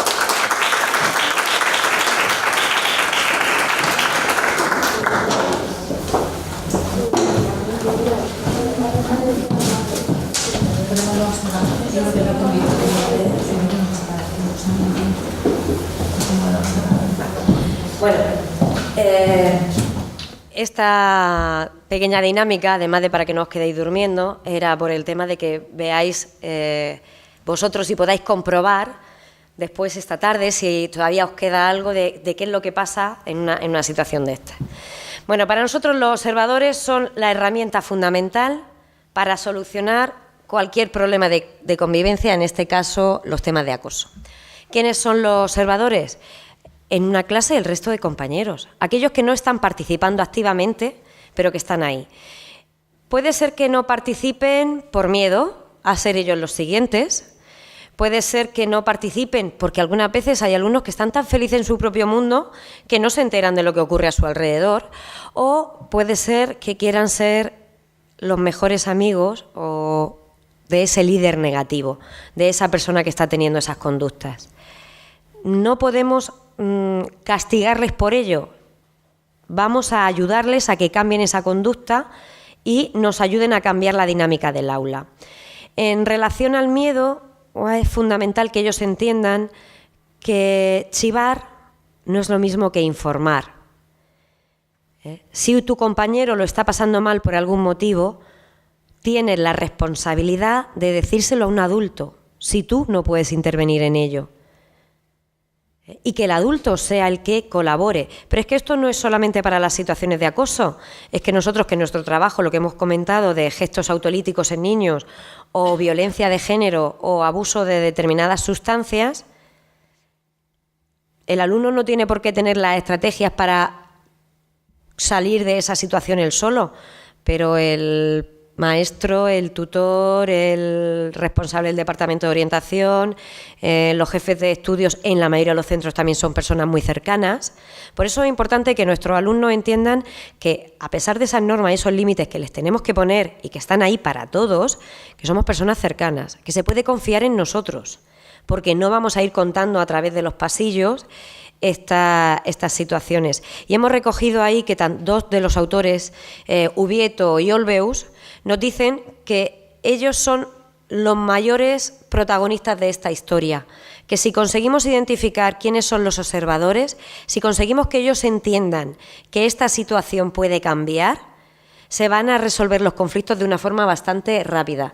Y lo que hemos dicho, las consecuencias son devastadoras para todos.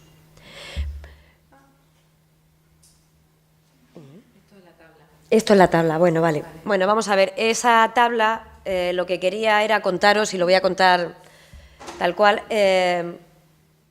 cuál es el protocolo que hay que seguir, cuál es el procedimiento en el momento que alguien pronuncia la palabra acoso. En el momento que se pronuncia la palabra acoso de una forma seria, no estamos hablando de ese niño que va corriendo por el patio, me acosan, viene un padre y nos dice que su hijo lo está pasando mal, un niño viene a contarnos que le está pasando algo, otro compañero docente ha detectado una situación de aislamiento. Lo primero es abrir lo que se llama denuncia. Es un anexo 1 donde nosotros tenemos que decir qué es lo que se supone que está pasando, quién lo ha denunciado y cuáles son las medidas que se van a poner de esas medidas de protección. ¿Por qué? Porque nosotros después vamos a investigar si es acoso o no es acoso, pero tenemos que dar una respuesta inmediata. Para todo el protocolo, la normativa, la resolución de 13 de noviembre de 2017 nos dice que tenemos 20 días lectivos. En esos 20 días lectivos tenemos que hacer una observación, tenemos que hacer una serie de entrevistas a todos los implicados y tenemos que tomar una serie de medidas previas y posteriores. Hay quien piensa que esos 20 días lectivos son pocos.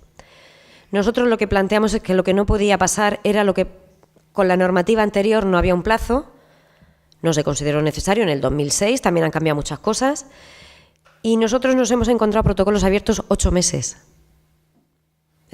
Y en un cole muy, muy cercano a donde estamos hoy. Entonces, ¿cuál es el problema? No se soluciona nada. Los problemas se van agravando en esos meses. Se había dejado abierto como protección, es decir, había una intención positiva por parte del equipo docente, pero nos dimos cuenta que así no podía ser, porque se estaba estigmatizando más a la víctima, se estaba estigmatizando más. En este caso sí que se había comprobado que había unas conductas de acoso serias y con todas las características, pero no se estaban poniendo medidas, el grupo estaba dañado. Los alumnos no se hablaban, las peleas de padres ya ni os podemos contar a qué nivel iban. No eran físicas, pero bueno, padres que no te dejo que pases y paso yo primero, no te contesto las llamadas, y claro, todo eso repercute en sus hijos, y sus hijos los tenemos nosotros en las aulas, ¿vale? Por eso decimos que aunque el tiempo que se ha puesto ahora sea corto, es preferible que sea corto y que digamos en las medidas posteriores que vamos a abrir otro periodo de observación. Es una medida posterior que yo puedo tomar cuando dictamino que no hay, antes de dejar un proceso abierto sin hacer nada. De este proceso, parte fundamental es para nosotros las entrevistas, cómo hay que realizar las entrevistas. La normativa nos dice que tenemos que entrevistar al supuesto acosado, a los observadores, a los padres del supuesto acosado. Bueno, no. Sí, me da igual, pero una cosa antes que después. Bueno, el tema de las entrevistas. Estábamos diciendo a ver a quién hay que entrevistar. La normativa nos dice esto, pero estos son los mínimos. Es decir, si yo sé que hay 2 profesores, 2 maestros que han acompañado a los alumnos a unas excursiones donde yo no he ido, pues les puedo hacer una entrevista y recoger los datos. Este orden se sugiere, no es ley, por lo siguiente. Normalmente me voy a enterar por el alumno, pero después yo quiero saber quiénes son sus figuras de protección. Entonces voy a hablar con el resto de alumnos a ver si han detectado algo, y para poder valorar así si algún alumno está dispuesto a hacer el trabajo de mates con Luis o salir de excursión con Lucía, vamos a ver si hay unas figuras de apoyo y de protección naturales, donde todos los alumnos se sientan bien. No vamos a forzar a un alumno a que vaya de excursión con nadie, pero sí que le podemos hacer una sugerencia si él ha visto la situación y no está contento con ella. En relación a los padres tenemos que, los padres de la víctima, calmarlos, pedirles su ayuda, su colaboración y establecer unas medidas conjuntas. Informarles que si cuando se resuelva la situación también les vamos a decir qué medidas posteriores hay. Después entrevistaríamos a los padres del presunto agresor o agresores. Estamos hablando de menores y tenemos que informarles que si esta situación se confirma se va a abrir un procedimiento disciplinario. Antes lo hemos comentado, ese procedimiento disciplinario no depende de este protocolo, pero sí del decreto 16 de 2016 por el que se establecen las normas de convivencia en los centros educativos en la región de Murcia. Estamos hablando de que a un alumno se le puede expulsar del centro, estamos hablando de que a un alumno se le puede tener que cambiar de centro. Estamos hablando de unas consecuencias bastante importantes. Entonces a esos padres hay que informarles. Intentamos que sean inmediatamente después la entrevista con su hijo. ¿Por qué? Para que no les dé tiempo a, por esa comunicación que ahora mismo es tan rápida, a cambiar determinadas versiones. Pero lo importante para nosotros es que todos seamos conocedores de cuáles son las consecuencias y cómo podemos cambiar determinadas cosas. Por ejemplo, un alumno en supuesto agresor no había reconocido la situación, se da cuenta cuando está teniendo la reunión con ese tutor y esa otra persona del equipo de intervención, pues tiene la opción de reparar el daño. Y esa reparación del daño sería un atenuante para la medida disciplinaria. Por lo tanto, es bueno que cada uno tenga un momento de escucha, un momento de poder expresar qué es lo que está viviendo.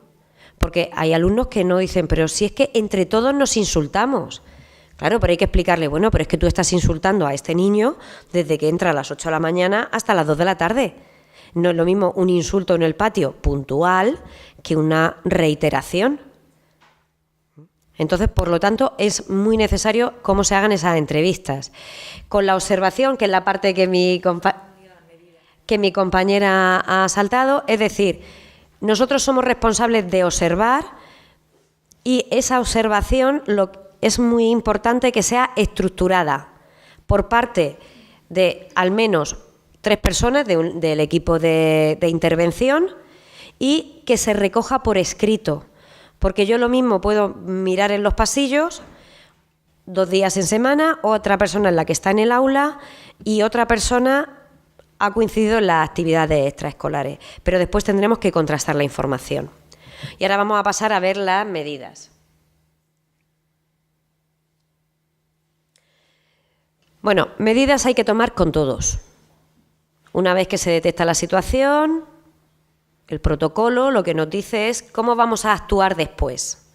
Hemos determinado, en este caso hipotético en el que estamos trabajando nosotros, que sí que hay acoso, pero tenemos comprobado que si solamente se establecen las medidas en relación a la víctima, no vamos a solucionar nada.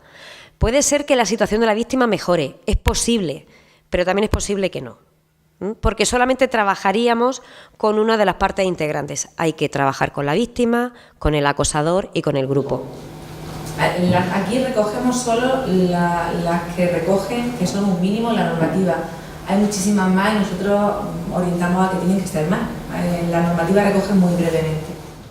En relación al alumno víctima, hay que trabajar con él estrategias de afrontamiento y además hay que trabajarlo con los padres. Los padres también tienen que saber cómo pueden ayudar a su hijo a que no admita determinadas situaciones. Por supuesto que el maestro es el que le tiene que proteger dentro del aula, pero en determinado momento él tiene que decir no, él tiene que decir, pues no me voy a ir contigo porque me vas a insultar, y que los padres también vayan en esa línea. ¿Y qué pasa cuando un alumno sufre un acoso, pero el profesor no hace nada, a pesar de que los padres le digan? Es obligación iniciar el protocolo y tomar medidas. Y a ese profesor hay que forzarle a que mire. Vamos a ver. Mira, te voy a ese padre que vaya al centro con un escrito donde pida que le pongan registro de entrada. Y si no, inspección educativa. Tenemos que actuar. A ver, lo que nosotros decimos que vaya al centro con el documento con registro de entrada es porque es la forma de decir, miren, ustedes hasta ahora no me han escuchado, mi hijo lo está pasando realmente mal y yo lo que quiero es lo pongo en conocimiento por escrito. ¿Vale? Y tiene una responsabilidad, lo hemos comentado hace un momento, tienen que actuar. Si después no es acoso, que es un problema de convivencia, se trabajará. Vamos a ver, el cambio de centro, no vamos a decir que sea bueno o no sea bueno, pero esa no es una solución. Habrá alumnos que lo necesiten y habrá alumnos que no, pero hay otras soluciones previas. En cualquier caso no es la víctima, si hubiera quien debe cambiar el entorno.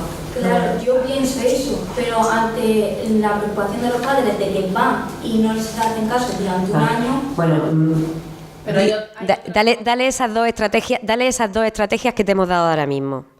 Y si en inspección educativa hay también una estructura, está el inspector que toca en tu zona, pero está el inspector jefe. Y yo creo que ahora mismo el tema, y si no al pediatra, y el pediatra que lo ponga por escrito que ruega valoración por una situación de acoso. Y vamos, ya sería muy raro que no... Nosotros con las 2 primeras estrategias, todos los casos que nos han llegado a nosotros, pero que nosotros no podemos intervenir, por así decirlo, de oficio, necesitamos que nos llegue una demanda, se han solucionado. O sea, se han solucionado, es decir, se ha empezado a trabajar en ello, que es el primer paso para una solución. Pero, por favor, anímale a que lo hagan por el bien no solo de su hijo, sino de todo el entorno. ¿Vale? Bueno, también en relación a las estrategias, hemos hablado de fortalecer el círculo de relaciones, pero a la vez tenemos que utilizar la discreción. No vamos a ir por los pasillos diciendo no, que es ese niño que está siendo ignorado, excluido, agredido. Y a muchos padres les ofrecemos la posibilidad de ir a servicios especializados. Es decir, hay niños que están realmente dañados y tienen que pedir ayuda especializada, ya sea en salud mental o a través de asociaciones, de los recursos que tengamos en la zona. Con el acosador hay unas medidas correctoras y unas medidas disciplinarias. La normativa nos dice que desde el primer momento al alumno, si hay consecuencias graves, se le podría cambiar de aula. Nosotros eso consideramos que es una medida que hay que tomar con muchísima cautela, ¿vale? Porque puede ser que el enfrentamiento sea grave. Pero con este alumno también hay que trabajar la empatía, hay que trabajar el reconocimiento de emociones, hay que trabajar que él puede ser un líder positivo por otras situaciones, y esto desde la tutoría se pueden hacer muchas pequeñas cosas. Y por supuesto también cuando hablemos con esos padres, si este alumno tiene otros problemas previos, como ha comentado la compañera, fue acosado previamente, pues vamos a protegerlo derivándolo a aquellos servicios sanitarios de los cuales nosotros no tenemos esas herramientas, no somos terapeutas. En relación a los observadores, pues se va a trabajar a través de la primera dinámica que hemos hecho, que era un inicio de la cohesión grupal, otra serie de dinámicas donde les vamos a ayudar a identificar situaciones, problemas y darle estrategias a través del role-playing, a través del círculo de amigos, tutorías entre iguales. En realidad lo que queremos es ofrecerles un marco protector y de seguridad donde ellos puedan expresarse de una forma adecuada y coherente, donde el respeto sea la forma de relación habitual.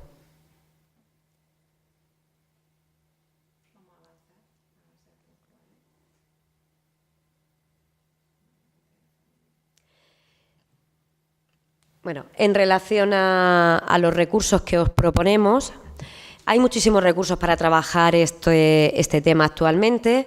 Hay una serie de programas de los cuales vosotros podríais sacar actividades adecuadas a vuestros grupos. Estos son los que nosotros hemos estado manejando. A mí me encanta el aula libre de acoso, aunque un programa americano reúne una serie de programas juntos muy concretos, define muy bien el papel del profesor, son cosas sencillas y a mí me gusta mucho, adaptándolo a lo que es el entorno español. Ahí tenemos los dos de arriba eran de compañeros de la región de Murcia. Bueno, luego tenemos también los test. ¿Qué podemos hacer en un aula para valorar si está dándose alguna situación de acoso? Nosotros decimos que con un sociograma podemos identificar las relaciones de nuestro grupo de alumnos y eso también nos va a ayudar a cómo vamos a hacer los grupos, porque en estas edades los grupos no los eligen ellos. Los grupos los hace el profesor, los hace el maestro. Si queremos que todos los alumnos se relacionen con todos, esa gestión la tenemos que hacer nosotros. Podemos hacer una actividad libre, espontánea, claro, pero de forma ordinaria no podemos dejar que se siente solo Pedro con Luis porque el resto de compañeros no saben cuáles son sus habilidades positivas y no quieren compartir con él porque es más lento, por ejemplo, haciendo el trabajo. O porque es tan sumamente inteligente que es que a mí no me deja participar, ¿no? Entonces nosotros como docentes tenemos que ir gestionando, haciendo cambios para que todos se vayan relacionando. Con un sociograma, ya hemos dicho, identificamos esas relaciones y podemos ver cómo empezamos a cambiar a nuestros alumnos en el aula. Luego, el CRAEP es un cuestionario de unos compañeros también de la región de Murcia, que son los que elaboraron, por así decirlo, la primera resolución sobre acoso, y nos habla también de medidas preventivas, es de pago. Ya depende de los centros. Y luego tenemos el AVE de Iñaki Piñuel, que es uno de los estudiosos y que además tiene, pues utiliza bastante metodología MDR y utiliza distintos programas para el trabajo en las aulas de una forma, nosotros nos centramos mucho en qué se puede hacer de una forma preventiva. Que estos programas tienen su parte preventiva y su parte de intervención, pero una vez que nos pongamos a ello, mejor la prevención. Libros. Además del de aulas libres de acoso, aquí tenemos Olveus, que ya os hemos dicho que para nosotros es una referencia fundamental que quien trabaja con esto se debería de manejar. El libro del maltrato entre escolares y el acoso escolar de Javier Ricó. Javier Ricó es un periodista que a nosotros nos gustó mucho por la forma de abordar el tema. El lenguaje es importante. Cuando abordamos una temática por primera vez, a veces nos dejan el libro del mejor teórico estudioso del mundo, pero ese vocabulario no nos llega, ¿no? Con este libro lo que podemos hacer es un abordaje fácil y ya después, lo digo porque a veces también nos preguntan padres, nos preguntan, bueno, es una lectura, vamos a decir, bastante más fácil que los otros manuales. Nosotros trabajamos mucho con cuentos y probablemente os leamos uno si nos dejáis al final. No todo tiene que ser trabajo estructurado. Podemos utilizar muchas píldoras en nuestro día a día en el aula. Entonces decimos, podemos llevar 2 o 3 actividades de música, un rap, de lengua, de matemáticas. Podemos trabajar con gráficos para valorar la diferencia entre el acoso, las agresiones y a partir de ahí informar a nuestros alumnos, o leerles un cuento y hacer una pequeña reflexión. Y en general a los chavales les gustan mucho de todas las edades, no solamente a los chiquitines. Películas y series. No sé si habéis visto la serie Por 13 razones. Pues es una serie bastante impactante y se pueden utilizar fragmentos de esta serie para trabajar con los alumnos. Un monstruo viene a verme. Una película que tiene solamente 2 años. Es también una película que refleja una situación de acoso y cómo el alumno explota en un momento determinado. Bueno, voy a avanzar un poquito para que puedan leer. Bueno, aquí está la composición del equipo y está el teléfono al final, por si en algún momento queréis poneros en contacto con nosotros. Y si nos queda tiempo, unos minutos, si alguien quiere hacer alguna pregunta. ¿Habéis encontrado un centro en el que el propio centro es el que quiere que se atienda la situación de abuso por motivo de que no quiere ver repercutida su imagen hacia el exterior? No hemos encontrado situaciones en las que nos ha costado mucho ir a un centro.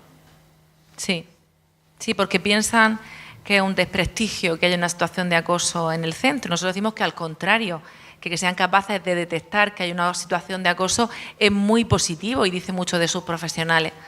Pero en determinados centros de unas características sí que piensan que es como un estigma que haya una situación de acoso. Además, pero es que sabemos que hay situaciones de acoso en los centros, de cualquier tipología.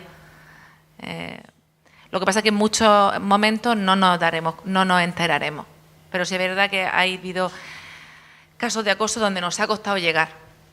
Hemos llegado porque determinada parte de la institución ha querido, determinados profesionales de un centro educativo han querido, pero no hemos encontrado equipos directivos resistentes porque han pensado que era mala publicidad si trascendía para el centro. Entonces, lo que nosotros trabajamos también es que, al contrario, que es muy bueno, porque esos que se preocupan y son capaces de atajar una situación de acoso. Si el equipo directivo del centro se cierra, ¿vosotros tenéis autonomía para ir? No. Pero para eso es inspección educativa. Por eso digo que inspección educativa siempre son los que son capaces de activarnos a nosotros y al equipo directivo también. ¿Y un profesor en concreto podría acceder a vosotros a partir de eso o tiene que ser sí o sí A ver, nosotros nos llaman por teléfono profesores y nos preguntan y nosotros asesoramos, no hay ningún problema. Pero la activación para que vayamos a un centro tienen que pedir la derivación de los distintos profesionales. Tiene que saberlo su equipo de orientación o departamento de orientación, tiene que saberlo su equipo directivo. Nosotros no somos un ente externo y no podemos llegar al centro si ellos no lo han solicitado, porque no serviría. O sea, que nosotros hemos ido a veces en situaciones de urgencia a determinados centros y nos han dicho, ¿para qué venís? Entonces, si ellos no quieren que actuemos y no van a adquirir las medidas que nosotros queremos poner en marcha, no sirve. En ocasiones, a través de esa llamada de teléfono, lo que sí que hacemos es activar a que ese profesor empiece a hablar con jefatura de estudio, a hablar con dirección, hablar con el orientador o orientadora que atiende al centro, y lo mismo empiezan a tomar medidas previas que ya van a facilitar el que mejore la convivencia. Vamos a ver, si ellos se sienten amenazados porque vayamos nosotros, no vamos a conseguir nada, nosotros vamos para colaborar. Entonces sí que intentamos que el profesor encuentre las herramientas para empezar a trabajar, y en algún caso pues hemos tenido que llamar nosotros a inspección para que intervengan. Sí, yo quería pedir consejo o alguna estrategia, porque yo tengo en mi casa, bueno, mi hermana pequeña tiene ahora 12 años y es hija del marido de mi madre, y su situación es un poco complicada. ¿Quieres que hablemos de todo? Nosotros nos esperamos ahora y ahora tranquilamente mejor, es que hablamos es algo de muy, un tema muy personal. ¿Vale? Bueno, pues si no hay nada más, muchas gracias. Habéis sido un grupo muy participativo y a nosotros nos gusta también que sea así. Creo que al final aprendemos todo. Nosotros también nos llevamos mucho del grupo. Y bueno, Inma nos va a contar un cuento. Y además está ahí. El cuento que os voy a leer se llama Nombres robados. Lo utilizamos en secundaria, ¿eh? Lo primero que podríamos ver sería un niño que tiene cabeza de manzana. No voy a ir mostrando todas las ilustraciones, pero cada mañana todas las cosas buenas del mundo, la luz nueva, el olor del horno, están puestas para Ana, Berta, Carlos y Daniel, para Ernesto, para Flavia, para Gerda. Todas las cosas buenas, las sonrisas, las palabras que se dicen bajito son para Jaime, Karen, Luisa. Las cosas buenas son para Kim, para Raisa, para Susana. No son para mí. Porque yo no tengo nombre. Me lo robaron en el colegio. Allí me llaman empollón, porque estudio. Allí me llaman cobarde, porque no pego. Una vez tuve una amiga, pero los otros se dieron cuenta y me la quitaron. Mi colegio, mi prisión, cada curso, una condena. Dicen que es cosa mía, que vivo en mi mundo, que veo las cosas al revés. Y cuando suena el último timbre, salgo deprisa y me escondo hasta que todos se van, que no me vean, que no me vean. Esta tarde, cuando he llegado a casa y me he visto en el espejo del ascensor, he decidido subir por las escaleras. En el último piso me he asomado por la barandilla. No he tenido vértigo. Pero tú, que has querido prestar atención a lo que me pasa, sabes bien que solo los pájaros vuelan. Gracias por recordármelo. ¿Cómo te llamas?